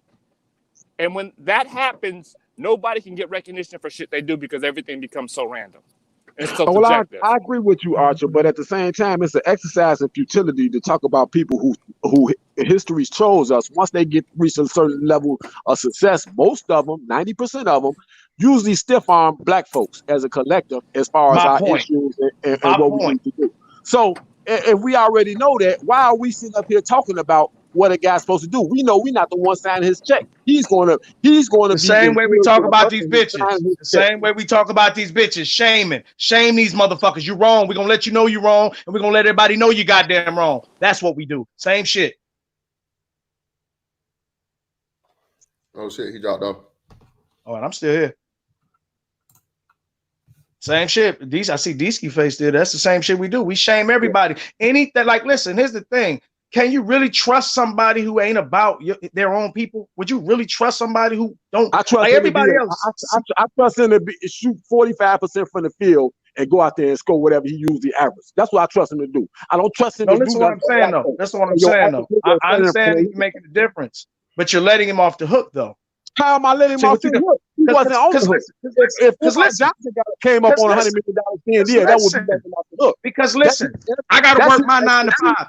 So listen, I got to work my 9 to 5, so I can't help you niggas because I got to do my 9 to 5. And we can all make that cop out. Now we back to individualism. You got to have a standard and stand on it. What you got to understand, like, watch this. Sooner or later, you're going to have to put your flag in the dirt. Watch this. There's a whole lot of shit going on here. I tell everybody everywhere I go, I'm manosphere. I put the flag in the dirt. So that because you at some point in time, you're gonna have to let them know what you stand behind. You can't just play, well, I'm over here. Well, I really ain't with nobody. I'm over here. No, at some point in time, even though I can disagree and agree with people on my fold and people against my fold, I'll let you know where I stand. I'm manosphere. Hey man, when Kobe graduated in '96, his statement was, I want to be the best basketball player ever. I want to win 8 championships. He didn't say I want to be the best pro black ever. So why do we expect him to give away his money to us? It don't make no sense. All right, listen, let me say this. I'm not all right. Listen, bro. Again, y'all doing extremes. I'm not saying Kobe, you got to come spend your money and go broke like MC Hammer and fund the black community. That's not what the fuck I'm saying. Like, watch this. What I'm saying is this: you can invest in the neighborhood and make fucking money. Everybody keeps acting like investing in the community means giving my money away, never to see it again. This is the stupid shit I'm talking about with us. You can invest in a complex. 30 units, getting grants, we could be paying rent, you're actually getting paid for this, and then you cut the bank out. So now you just cut out them high-ass interest rates that bank would have charged, you just cut that out, and you're still getting your money back, and the people love you, and you ain't nowhere around, they can't shoot you, they can't blow your brains off, because you did this you signed this over and signed that paperwork while you was on your goddamn jet. You ain't nowhere near the fucking hood. All right, hold on. Let me do this super chat. Hold on. Let me do super chat. The Lightbearer Counselor. $5. Appreciate you. $5 super chat. Then let's produce a list of principles. Everyone makes a list, and what's collectively agreed upon, we keep. The rest we vote on, and I'll collect them. The Lightbearer brings a great idea, and this is what I say. And let me hop in here real quick. A lot of people have dropped off, so we'll have this amongst us. Okay. David Johnson, will you agree that the collective starts with the individual? Well, that's a good question. Can I take about 2 seconds? That's a good question, Mr. Fantastic. It's tricky to me because I could. Let me say, all right, well, see that's what the simple. No offense to you, DC. No, go ahead. No, take your time, Dave. Just think about it. All right, listen. The simple answer would be yes, because on surface it looks like you can't help anybody unless you help yourself. Gotcha. Checkmate. Now let me show you. But here's the catch, though. I can be helping myself because one day I want to grow enough to help my people. But so now listen, so even though I did help myself, I wasn't intending on helping myself. I only helped myself with the intentions to help my people. Now let me explain something to you. Hold on. I do that. Listen, I do that, and I wait. I just got to throw something in for context. Hold on. So that's what you have you ever heard this term, David? Being selfish in your selfishness. Have you heard of that? I've heard it, but let me just say this. I tend to not agree. I understand the concept what they're saying. Like I said, you can't help someone until you help yourself. That's kind of the same goddamn saying. No. Being selfish. selfish in your selflessness. I've heard it. Now, you tell me what it means to you. I've heard that, but what does it mean to you? So you're being selfish by doing exactly what you're saying. You're being selfish in the idea of bettering yourself for the whole or for everybody else around you, for giving yourself up to help everybody around you. That's your purpose. So you're actually being selfish in that, and you're deferring, or you're putting your needs to the side. Disky, you need to mute up, bro. You got a lot of feedback coming through. Mute up, Disky. Go ahead, fantastic. I'm listening. You're right. I agree with you. Yeah. So that's all I'm saying. That's pretty much what that is. So that's what you agree. So you agree with me, Mr. Fantastic? You agree with me? No. I think what often happens is this, and especially in the Black community, and this is what I've noticed, and you may disagree or agree. A lot of brothers have said this. Your sacrifice is never, especially as a man, is never fully appreciated by the Black community, because the Black community, first and foremost, doesn't have respect for the man as the leader. Secondly, the Black community doesn't have enough men around in the households or in leadership positions enough for them to, you know what I'm saying, respect him as that authority or father figure. Thirdly, the Black man is painted as this emotionless robot, or just like a golem and an ATM, as to where your only purpose is to fund and provide for everyone else, while you know what I'm saying, not worried about yourself. So that's my issue in dedicating yourself to the quote unquote community, is because it never gets properly appreciated. Like you so said, the bottom line. So so what you're basically saying, Mr. Fantastic, what I'm saying is this, though. Understand this, and I'm gonna use myself. Go ahead. I do shit for people. I do shit for people all the fucking time, bro. Mm-hmm. Like, oh, you see, I mean, if nothing else, you see me through the super chats all damn day. Yeah, ain't no motherfucking body super chat me shit. And not only am I not blasting super chats, I know I'm blasting some dynamite perspectives, and I'm putting my money where my goddamn and I'm wise with this shit, blasting some dynamite ideas out, and I'm paying for it. And again, now listen, ain't nobody paying me for this shit. Ain't nobody super chatting me $1 motherfucking dollar. And I ain't mad at nobody making a point. Yet at the end of the day, because I see a bigger picture and I'm watching the bigger picture actually play out. And this happens in my real life. So in all essence, I'm not looking for everybody to appreciate me, because first and foremost, that's foolish. Any nigga thinking if he does anything, half of the time your own family members won't fully appreciate you. Your own children won't fully appreciate you. Your own mother, your own father. So at the end of the day, for anybody to expect to get full appreciation for around here doing good, that's foolishness. They have an old saying that goes, no good deed goes unpunished. Now, that don't even make sense. I thought good deeds are supposed to be rewarded. They say no good deed goes unpunished. So that lets you know that's how human beings have been for a long time. The point I can't tell people this, even though I don't get anywhere near the recognition that I should for doing for people, I promise you in my real life, that karma, I say God, but you say karma, whatever, the universe, whatever works for you, it has paid me back over 10, 20-fold.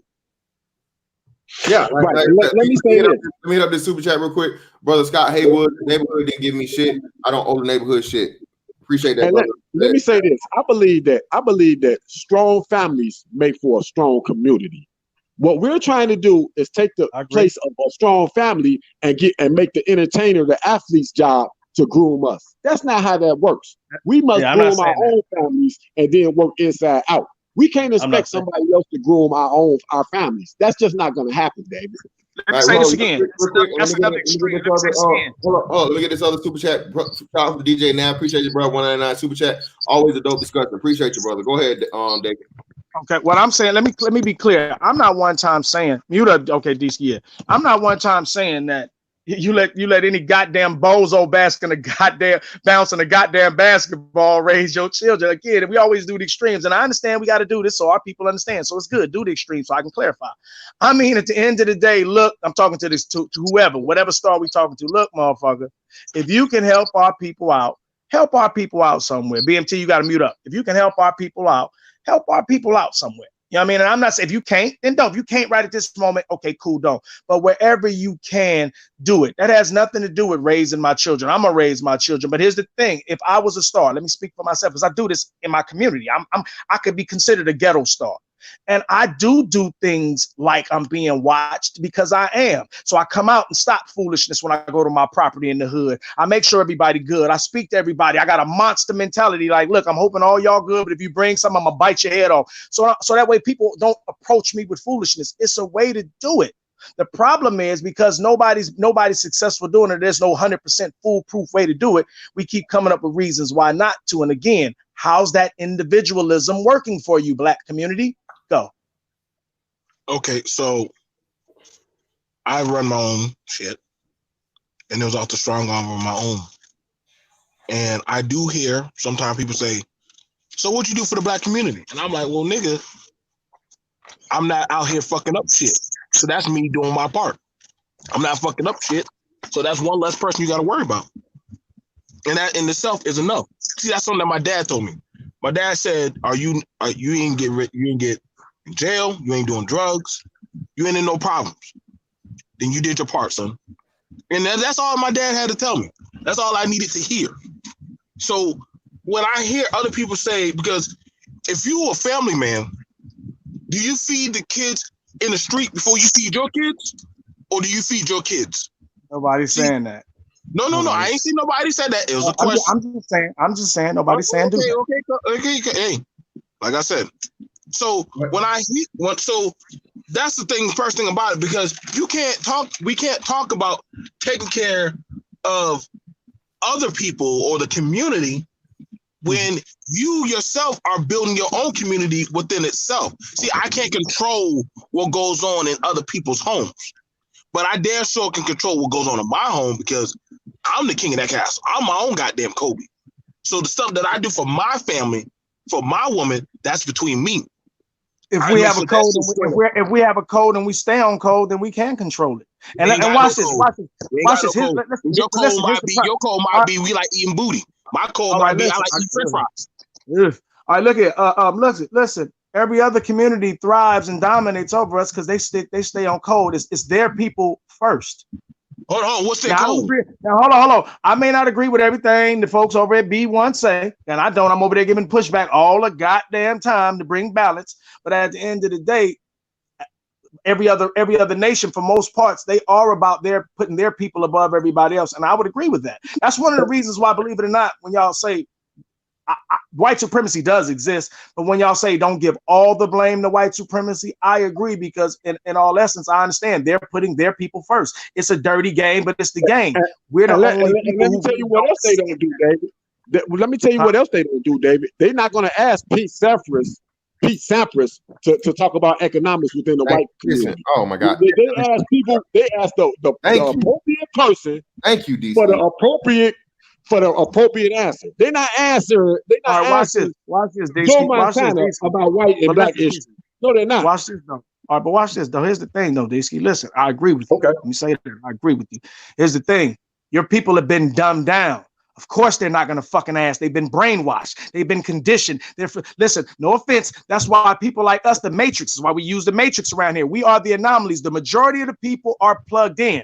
And for you to hate them for being plugged in, that shows you still don't understand what the fuck going on. And you still ain't Red Pill. Because Red Pill understands that a motherfucker plugged in to an extent. Like Neo, to an extent, he had a choice. He could have chosen the blue pill. He chose the red. But remember, before him getting to see some of the things he saw, he was totally sleeping. He kind of negated. Remember, in the beginning, Neo wasn't with it. Neo wasn't going for none of that shit Morpheus was telling him he was eating. Hell no, you crazy. He was fighting him tooth and nail. Well, that's the same thing that's happened to your people. Whereas the dominant culture, they haven't been put under these type of mental restraints. So it may be easier for them to just go to the man, the financial man information. Hey, fantastic. Let me say this in response to. Go ahead. First of all, if it's a collective of black folks, and we have a Dr. Clark Anderson who has specialized in 50 years of telling us about black economics and where we need to go, who do you think black people gonna listen to? Dr. Clark Anderson or Kobe? They're gonna listen to Kobe, and that just shows. Listening to Dr. Clark Anderson, and that's why we need Kobe talking that Dr. Claude Anderson shit too. No, yes, we do. I'm using every pawn for a weapon, every goddamn piece of the board. Let me hear. Hey, look, look, DSky just brought up two phenomenal points. And shout out to Lord the Starscream. He made two great points too. It should not be a sacrifice to invest in the community. Investment suggests that you benefits in return. And again, David, I understand what you're trying to say, bro, but you're coming from a victimhood and what do you call it? Enabling and enabling. Hold on, give me time, brother. Okay. An enabling and a welfare state mindset. Because like you said, DSky made the perfect point. I don't go to the shoe cobbler to get my metal work done. Okay. Back today, you had shoe cobblers, right? Or you had a carpenter. I wouldn't go to my fucking the carpenter, the wood guy, for my fucking what do you call it? A metalsmith. But listen, fantastic. I give it right back to you. You're talking as if these people's brains are functioning correctly. And with a brain functioning correctly, me and you, of course, we understand that. I just said people are brainwashed. Hold on, David, and that's what I'm saying, David. I was going to get to that point, but you're right. Let me just wrap it up and make it more what's name. Whose job is it for you to wake up and see or seek out the information for you to release yourself from the matrix? That's the people who are woke. What? Well, Listen. In the Matrix, Neo didn't wake himself up. It took Trinity. It took Morpheus. They had to go and remember they had to keep fucking with him. When Morpheus first told him to go out the building, he didn't do it.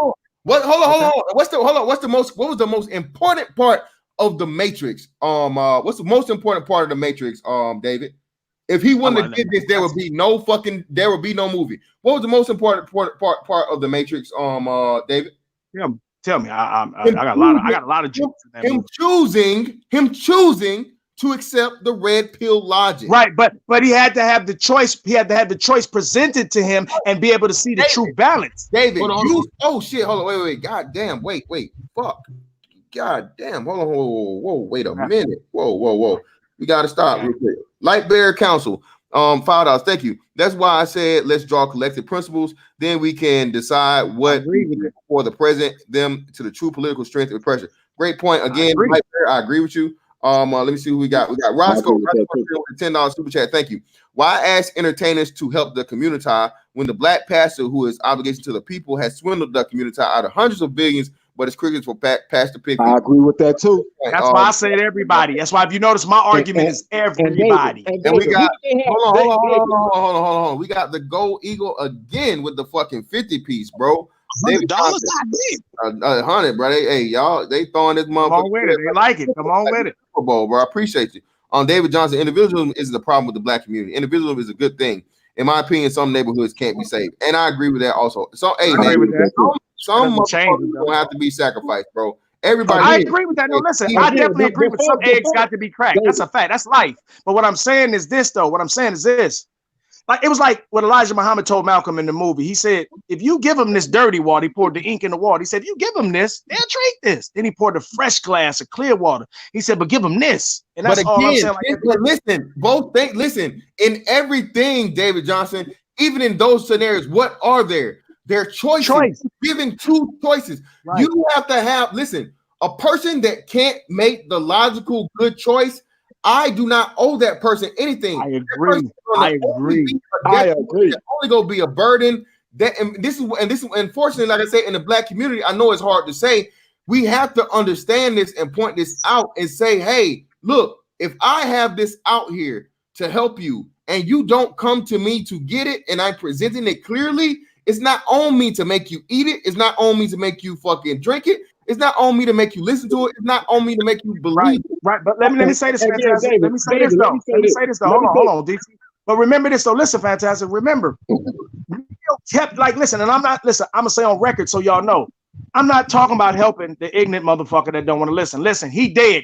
Let me state that for all y'all listening. Get his ass the fuck out of here. I'm not even having a conversation with the nigga that don't want to. I'm talking about the people that may potentially do. Now, what I'm saying is for those who may have a potential to want to do the right thing and work together and build and have some integrity and have some sincerity, you have to present enough of the opportunities. And what I'm saying is Morpheus and Trinity, they gave that nigga Keanu a few. Remember, Keanu didn't really believe it was even real till he found himself in that goddamn warehouse in that machine and them cords snapped out of him. And if you remember then, even after they unplugged his ass and brought him into the fold, he still was in denial. Like it took damn near half a movie, almost a movie damn the whole movie to get that nigga to finally believe, hey, this ain't what you think it is. And that's all I'm saying. David, I believe you.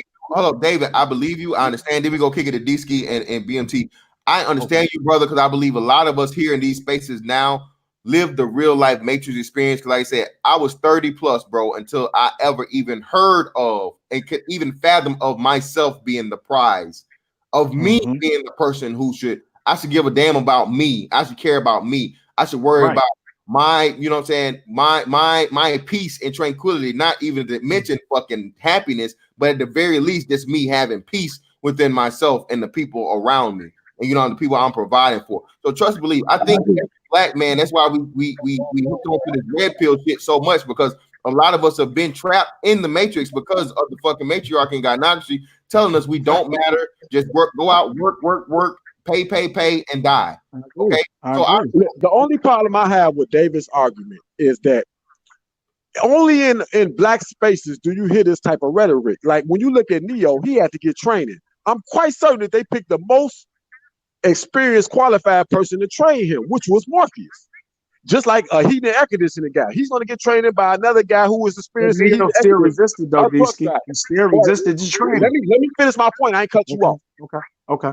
If anything you doing to try to gain expertise, whoever's training you is going to have experience in that field. I don't care what you're doing, whether it's digging ditches, flying airplane, whatever you're doing, it's going to be a person qualified to train you in that field.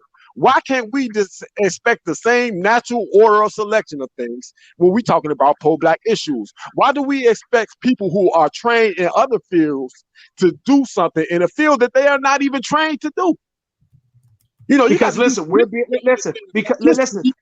reason we can't use a uniform game, the reason why we can't use a uniform game, maybe like everybody else, because we're being attacked differently. We're being attacked. So we have to do a little bit. We have to do a few more audibles. The average other person might be able to run the sweet right. We got to run a few audibles because we're being attacked differently. So what you're saying is true. We can't compare ourselves to how other races do shit because they're not going through the same trauma the same way that we are. I'm not saying again. Listen, I'm not justifying the lazy good for nothings. I got one rule. This is me. I'm gonna show you how I'm not justifying these type of people. I got one rule. You give your best. If you gave your best, you gave all you had. You never failed. You scored 1,000. You're missing my point, David. You're missing my point. What you're ultimately saying is we should get someone who is not trained in the field that we want them to get training in to come and represent us. Life doesn't work like that. No, wait, whoa, bro. No, listen, bro. Listen, I don't want you to say that on the air because I don't want them knowing. I don't even want our people to hear that. I would never say get somebody who's not trained in driving to train you in driving. That's just stupidity. What I'm saying is, listen. I'm simple. I know how to get to the point. What I'm saying is, in a nutshell, you may be a pro at flying planes, but you may have to learn a little driving skills just to help your people. Because right at this moment, nobody around is qualified to drive. Now, I'm not saying it's fair because life ain't about fair. Sometimes you got to do what you got to do. Again, I'm not putting the burden of anything on one person at all. That's why I keep going back to saying all of us. I recognize if you have 10 people lifting a slab of concrete, it's going to be lighter than trying to have one person lift it, or 2 people lift it, or 3. You got, and then because the reason why 10 would be better because y'all can even the load. But David, David, you just use a perfect analogy, bro. And like I said, it's like you're getting it, but for whatever reason, your thought, it's not the wrong thought process, but it's like I think you're just missing what we're saying. The collective. I think y'all missing me. I think I'm getting y'all. I think y'all missing me. But go ahead. No. But that's what I'm saying. I'm getting what you're saying. But this is the thing. We as black people, we need to stop using the I don't want to say the excuse or the past trauma explanation. Let's just say that the past trauma explanation and the being uniqueness. Even though I do agree with that wholeheartedly. Again, and I say that when you say I don't even think it's black people because Black women get plenty of passes. Black women get help. Black women's been helped throughout the annals of time by not only us, but by this society and so on and so forth, the government, all these different things. So I don't believe that anyone on the planet has ever experienced the experience of American black men. But nobody. What we're saying is, what like so where I think we're missing each other, or you're talking around it but not directly to it, is the fact of the matter that we got to get out of this mindset of we need an exception and we need to look at other successful people and see how they work. Everything D-Ski is saying is right and exact. The white man, the Arab man, the Indian man, every other man, and notice I said man. I'm not talking about the whole race of people, because who? David, you say this all the time. The man is the head, the man is the leader. It's up to the man in order to carry the weight of the race or the demographic or whatnot, what have you. And I also say the bitch can't be sabotaging them at the same time either. I say that in too. Great. So even furthermore, this is our thing. I think we use that's a feminine mindset to say, hey, I need a handicap or I need an exception as to why I'm not performing like the men. So you gotta pardon me and give me time to catch up. Wait. Well, let me say this again. Y'all keep having straw mans. Listen, where did I say any time that we need a handicap to help us? Where did I say that at any time? I'll tell you when you said it. When you bring up the fact, even though it's factual, and I agree. Then that's a contradiction already. Then if you say it's factual, then that's a contradiction. No, it's not, David. There's two things to be right and truth at the same time. Something can exist without you bringing attention to it existing and making it therefore be an excuse for the what's the name. We know the fact of the black man's plight and the black man's experience, but when you take that and you say, oh well, I'm using that in order for you have to give me more time, and that's the reason why I'm not performing to the level. Where did I say that though? I don't recall me saying give us more time. I'm just saying, listen what I'm saying. I'm not saying that you don't attack a situation. If it's a leak in the goddamn hole in the goddamn boat, fix it immediately. What I'm saying is just recognize if you see the boat next to you and that works for them, don't assume you can plug your boat up the same way. You may have a totally different type of boat made out of a total different type of material. So whereas they have a wood boat, you might have a fiberglass made. So yeah, but hold on. Let me stop right there. And this is what I'm telling you. That process right there, you see, this is it. That process is that's the excuse. The point, you said the right thing, period, and that should be it. It should be like, hey, we got a hole in the boat, fix it. Not we got a hole in the boat. Oh, what kind of boat is it? You don't worry. But here's the problem, though, fantastic. Here's the problem. When you're comparing it to you going, well, look, they over there doing it like that. And I'm going, no, you can't think you can fix it. You seeing what they're doing. Oh, they're just hammering some wood. No, you can't just hammer some wood over your goddamn fiberglass. It don't work that way. Listen, but that's what I'm saying. I'm not worried. Listen, that's what I'm saying, David. Say we both, it's a project or a contest, right?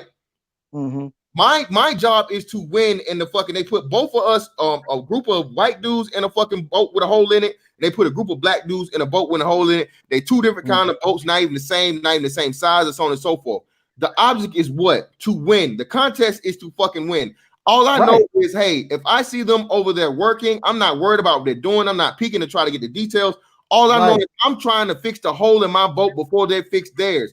Fuck how they doing it. Their process is my process to be focused on. And listen, furthermore, us as a collective, the men in that boat should be able to not, like you said, look over at their boat and worry about what they're doing and try to figure it out and say, hey, man, hey, I fucking, like you said, we got a fiberglass boat, bro. I worked in fiberglass a little bit. I didn't fucking do it the whole time, but we need to mix it up like this. The ratio needs to be this. We need this. We need this. We need that. We need that. Okay, so on and so forth. And that's what I'm saying. We got to focus on more. But listen, I never said men. Like, listen, like, let me say this. Maybe you understand it or not. Like, when you say that, it looks like I'm telling black men got excuse. I never one time made an excuse. I'm actually taking away excuses. I'm actually saying, fuck all them excuses. Let's pull this shit together. Let's get this shit together, because I recognize that brotherhood is our strongest weapon. There is no fucking, listen, there is nothing around that. We can keep talking about all the other shit. There is no, you can't get around that statement.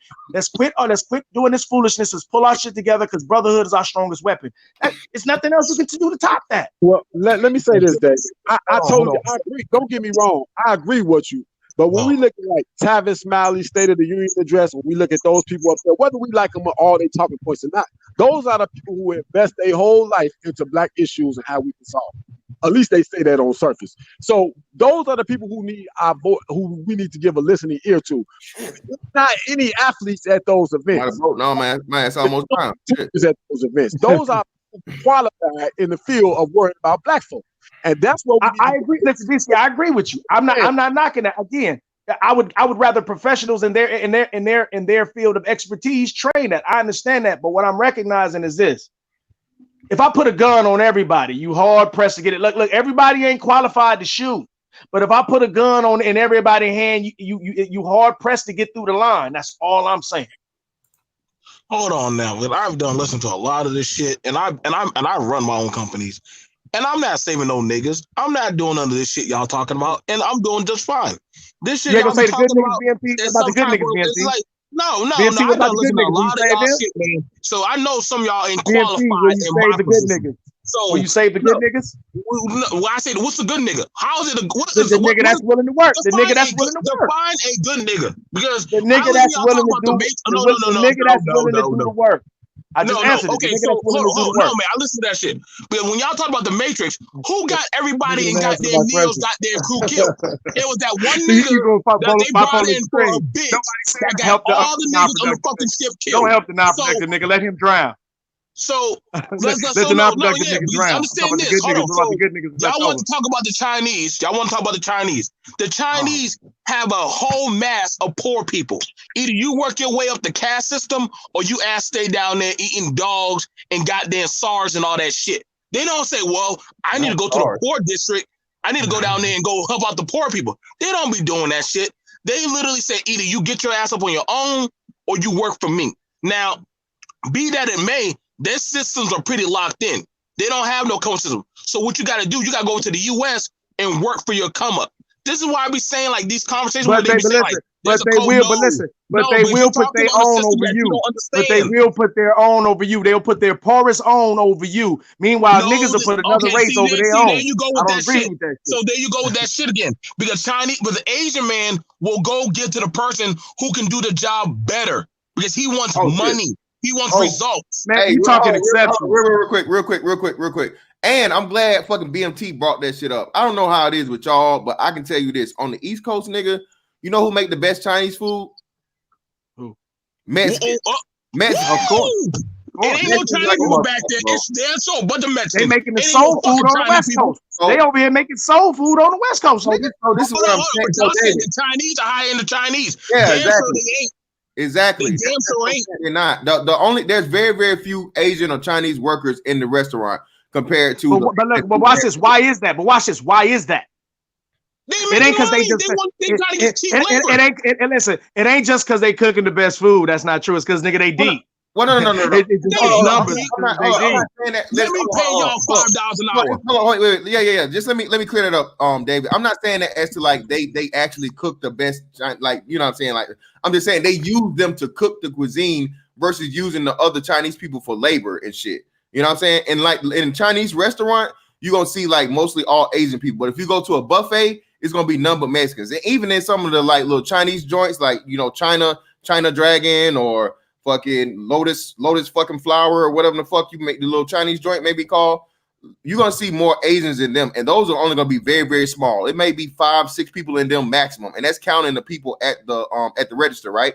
But when you go to these bigger establishments like these Chinese buffets, it's nothing but fucking Mexicans. All right. So what we're saying is that even if they're race first, they still tap into other people and use other people as tools to promote the fucking race first. And that's all I'm saying, man. When the black people hear that, black people is like, no, you got to have all black people, black this, black that, black this. No. See, you. Well, I don't agree with that. I said that earlier. But I'm saying, okay, my bad. Then I didn't. Okay. Yeah, I'm saying, I said earlier, we can work with people that just I did. Like one thing about it, the white folks would never. Well, I'm saying is I haven't seen them. I haven't seen them make a deal that'll like. I ain't seen the few greedy ones or the few individuals go. I can make a shitload of money, but the blacks will have power. I guarantee you they won't make that deal. I guarantee you there's some whites right now can make a shitload of money and monopolize on some of their brothers and some of their fellow white people, but they won't because it will give us power. And that's the point I'm making. At some point in time, because they're about their people. At some point in time, we got to come back to that. But again, I'm not saying we can't work. I'm glad you said that shit. So let me show you the shit. We can work with any other race. White people are doing shit like Teen Mom, showing other white bitches. Listen, you want to be like these goddamn crazy ass straggles and shit? Go ahead and be a teen mom. But look how fucked up you are. You know what white girls started doing? Oh shit, these motherfuckers are clowning us on national TV. You did the same shit to black women. These motherfuckers make whole damn series of shit of being single mothers. Like, how the fuck did that shit happen? You did the shit to the white girls, Teen Mom stop. do the shit to the black women. They make fucking series of basketball wives, slut wives, houses of goddamn peaches of LA and shit. Like, I'm like, goddamn niggas, didn't you read the writing on the wall? Keep your fucking lace closed. But you can't tell that to these niggas. But then you're gonna hear this Messiah shit where they'll say, well, only God can judge me or some shit. Or they'll do preachers and stuff. Like, it's no secret, man. Like, listen, man, you can't save every motherfucking body. The best thing, and see, that's the thing about it. See, so hold on. So we had it where y'all like to gloss over that there wasn't a nigga in the Matrix who got everybody on the ship killed. All because over some pussy. So what does that tell you? Whenever a man starts putting bitches or the ideology of a bitch over the mission, that motherfucker been goddamn compromised. That motherfucker got people killed on the ship. Motherfucker got people shot up. Got everybody. But he was the minority. But he was the minority. But he was the minority. Well, guess what? That one minority can fuck up a whole goddamn team. We know that. We know that. Watch this. Watch this. Watch this. If you got your eyes open at all times, can anything sneak past you? Yeah. No, you can't. It's a goddamn lie. No, it can't. Hold on, you gotta blink. You gotta blink for it to fly past you. You have people. Okay, so when somebody's guarding your somebody, motherfucking eyes open at all times. No, watch it. No, hold on. Listen to me. If I'm guarding you, right? If I'm guarding you and I'm focused on you, right? Rather than drop back, the person, if I'm focused and I got tunnel vision on you, somebody's gonna slip past me and get around me, and they're gonna set up a screen. Perfect. That's why you need your. That's why you need your team, and that's why you need your brother. And that's why you need your brother. Hello, because you ain't got eyes all around your head. That's why you can't do it alone. No man is an island unto himself. No man is an island unto himself. No man. No man is an island unto himself. Okay, so you say that. So let's look at the brother who does FUBU. Check and mate. Let's look at the brother who did FUBU. Let's look at LL Cool J. Different brothers who literally, I'm not going to keep on marketing just to black people because they're going to fuck up my shit. When they stop doing that, look what happened to their enterprise. Look how they grew. It ain't no secret, dog. Why you think a lot of black people, when they get on the red carpet, they don't go to the black media? Why? Because they're fucked up. They do dumb shit. They're like, no, let me say this. Here's the problem. Let me say this. Here's the problem. Let me say this. Y'all crazy as fuck. Let me say this, BMT. Let me say this. Here's the problem. Most people don't know how to deal with black people. That's the problem. I mean, like, understand something. If you're gonna deal with something, no. Wait, let me. I agree. Let me explain something. If you're gonna deal with something, don't you got to know how it ticks? What do we gotta be, the nigga whisperer?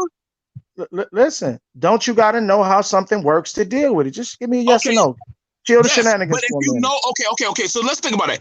If you know that the nigga is going to fuck shit up, that's not why what would I asked you deal you. with the nigga? No. Answer that. No, listen, if you know the nigga's gonna fuck shit up, wait a minute. You just changed my scenario. I'm not saying that. That's what you're saying. I'm not saying that. No, because if I understand the nigga, why would I bring the nigga around my shit? No, listen to what I'm saying. That's what I'm saying.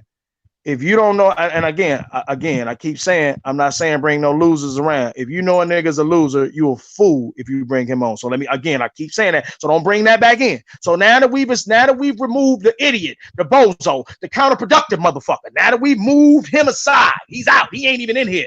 Now we got the potential niggas that's gonna do right, and the niggas who may end up going that might do right for a minute and then go to fucking up.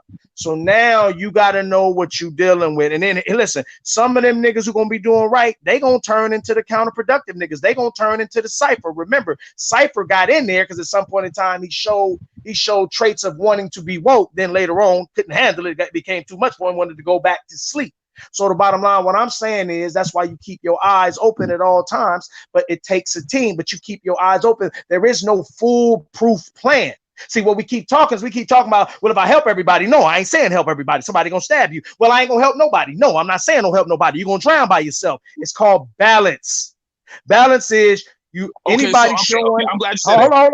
I'm gonna give right back to you. Balance is anybody showing that they want to be sincere, that they want to be productive sincerely, you give them a shot, you give them a certain amount of chances. There are certain rules that if you break, you automatically out. This ain't you can rape a man's woman and I'm gonna give you another shot. I gotta say that because niggas do, you gotta do everything in context for our people. That's because I know our people. So I'm not talking in extreme. There are certain rules. If you break, you should be automatically out. You gotta keep on explaining, and you gotta double explaining them. It's not sad. It's not sad because our people are growing up every day. Wait, listen to what I'm saying. There are people growing up every day who nobody's telling them this shit. Like we talk about the red pill. We have to keep talking about these bitches because there's niggas coming in there every day that have nobody tell them shit about the bitches. And it seems like, goddamn, shouldn't y'all be done with the conversation? So that's why we have stages. We have different areas and stages of things. Nothing is just equal because at some point in time, there are new people coming in who need to hear these conversations. So the conversation must continue. But as well as it must continue, it must progress.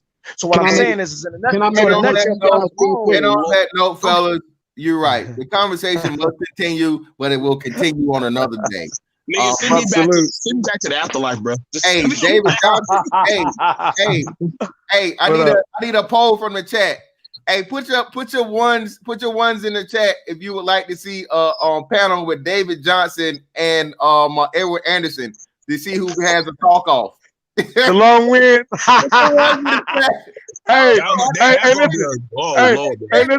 Listen, BMT in there too. BMT in there too, nigga. BMT, Edward Anderson, General Q. Edward Anderson versus. What about General Q? What about General Q? Fantastic. No, nigga, nobody's in. Oh, you know, I got a good what's name for you though.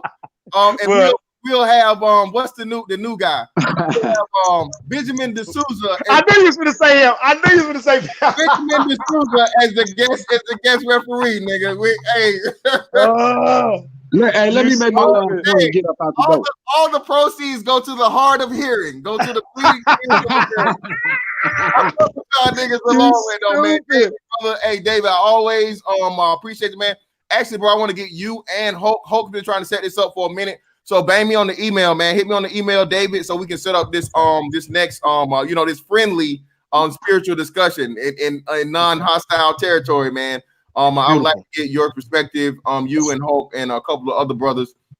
I like that. I like to do that. I like that. Good old Sundays coming up because NFL is off, so it's gonna free up a lot of time. And, a lot more brothers gonna be free for that.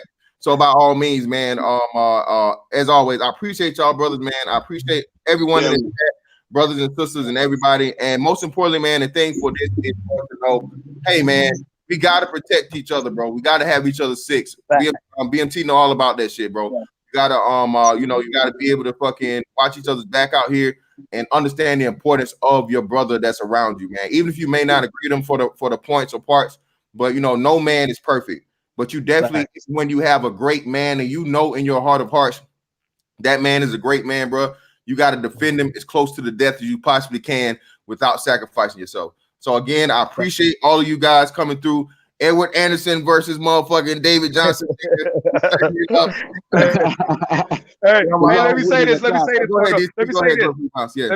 say this. Brotherhood is our strongest weapon. Let me say that. Don't forget that. Like at the end of the day, listen, I say death or betrayal. Listen, brothers, I'm gonna take death. No, I ain't letting no bitches get by. I ain't letting anything that hurts the black man. I'm against it. And I'm gonna say this, and I'm out. Don't trust shit, but check everything out. Brotherhood is our strongest weapon. All right, I salute to the panel. Later. Appreciate you, bro. I guess my last statement is all these niggas in the chat hurting they feel about what I said. Man, y'all some corny ass lames niggas. Fuck y'all broke ass niggas. Who hurt? Some niggas in the chat, they heard about what I was saying. David ain't hurt. Y'all, David fine, man. He a grown man. Y'all quit being some bitches, man. Some bitches in the chat, man. Oh, we got shout out to Maurice November, man. Shout out to Maurice, bro. Hey, me and Maurice cooking up some dope shit, man. As far as the I ain't forgot about the fucking BABG shit, man. We working on that, man. Shout out to Maurice in the building, definitely, bro. D-Ski, what's your closing statement? Well, I think that no matter what color people are, nobody aligns with your average black person because we are the lowest end of the total pole when it comes to economics. So unless they trying to get street cred, affirmative action, or they've been oppressed somehow, they're not going to align with us. It's foolish to believe that they will. We need to focus on ourselves and do it ourselves. That's my last statement. I appreciate you, man. And as always, bro, that's that on that one. And I'll catch y'all on the next one. I appreciate you. All right.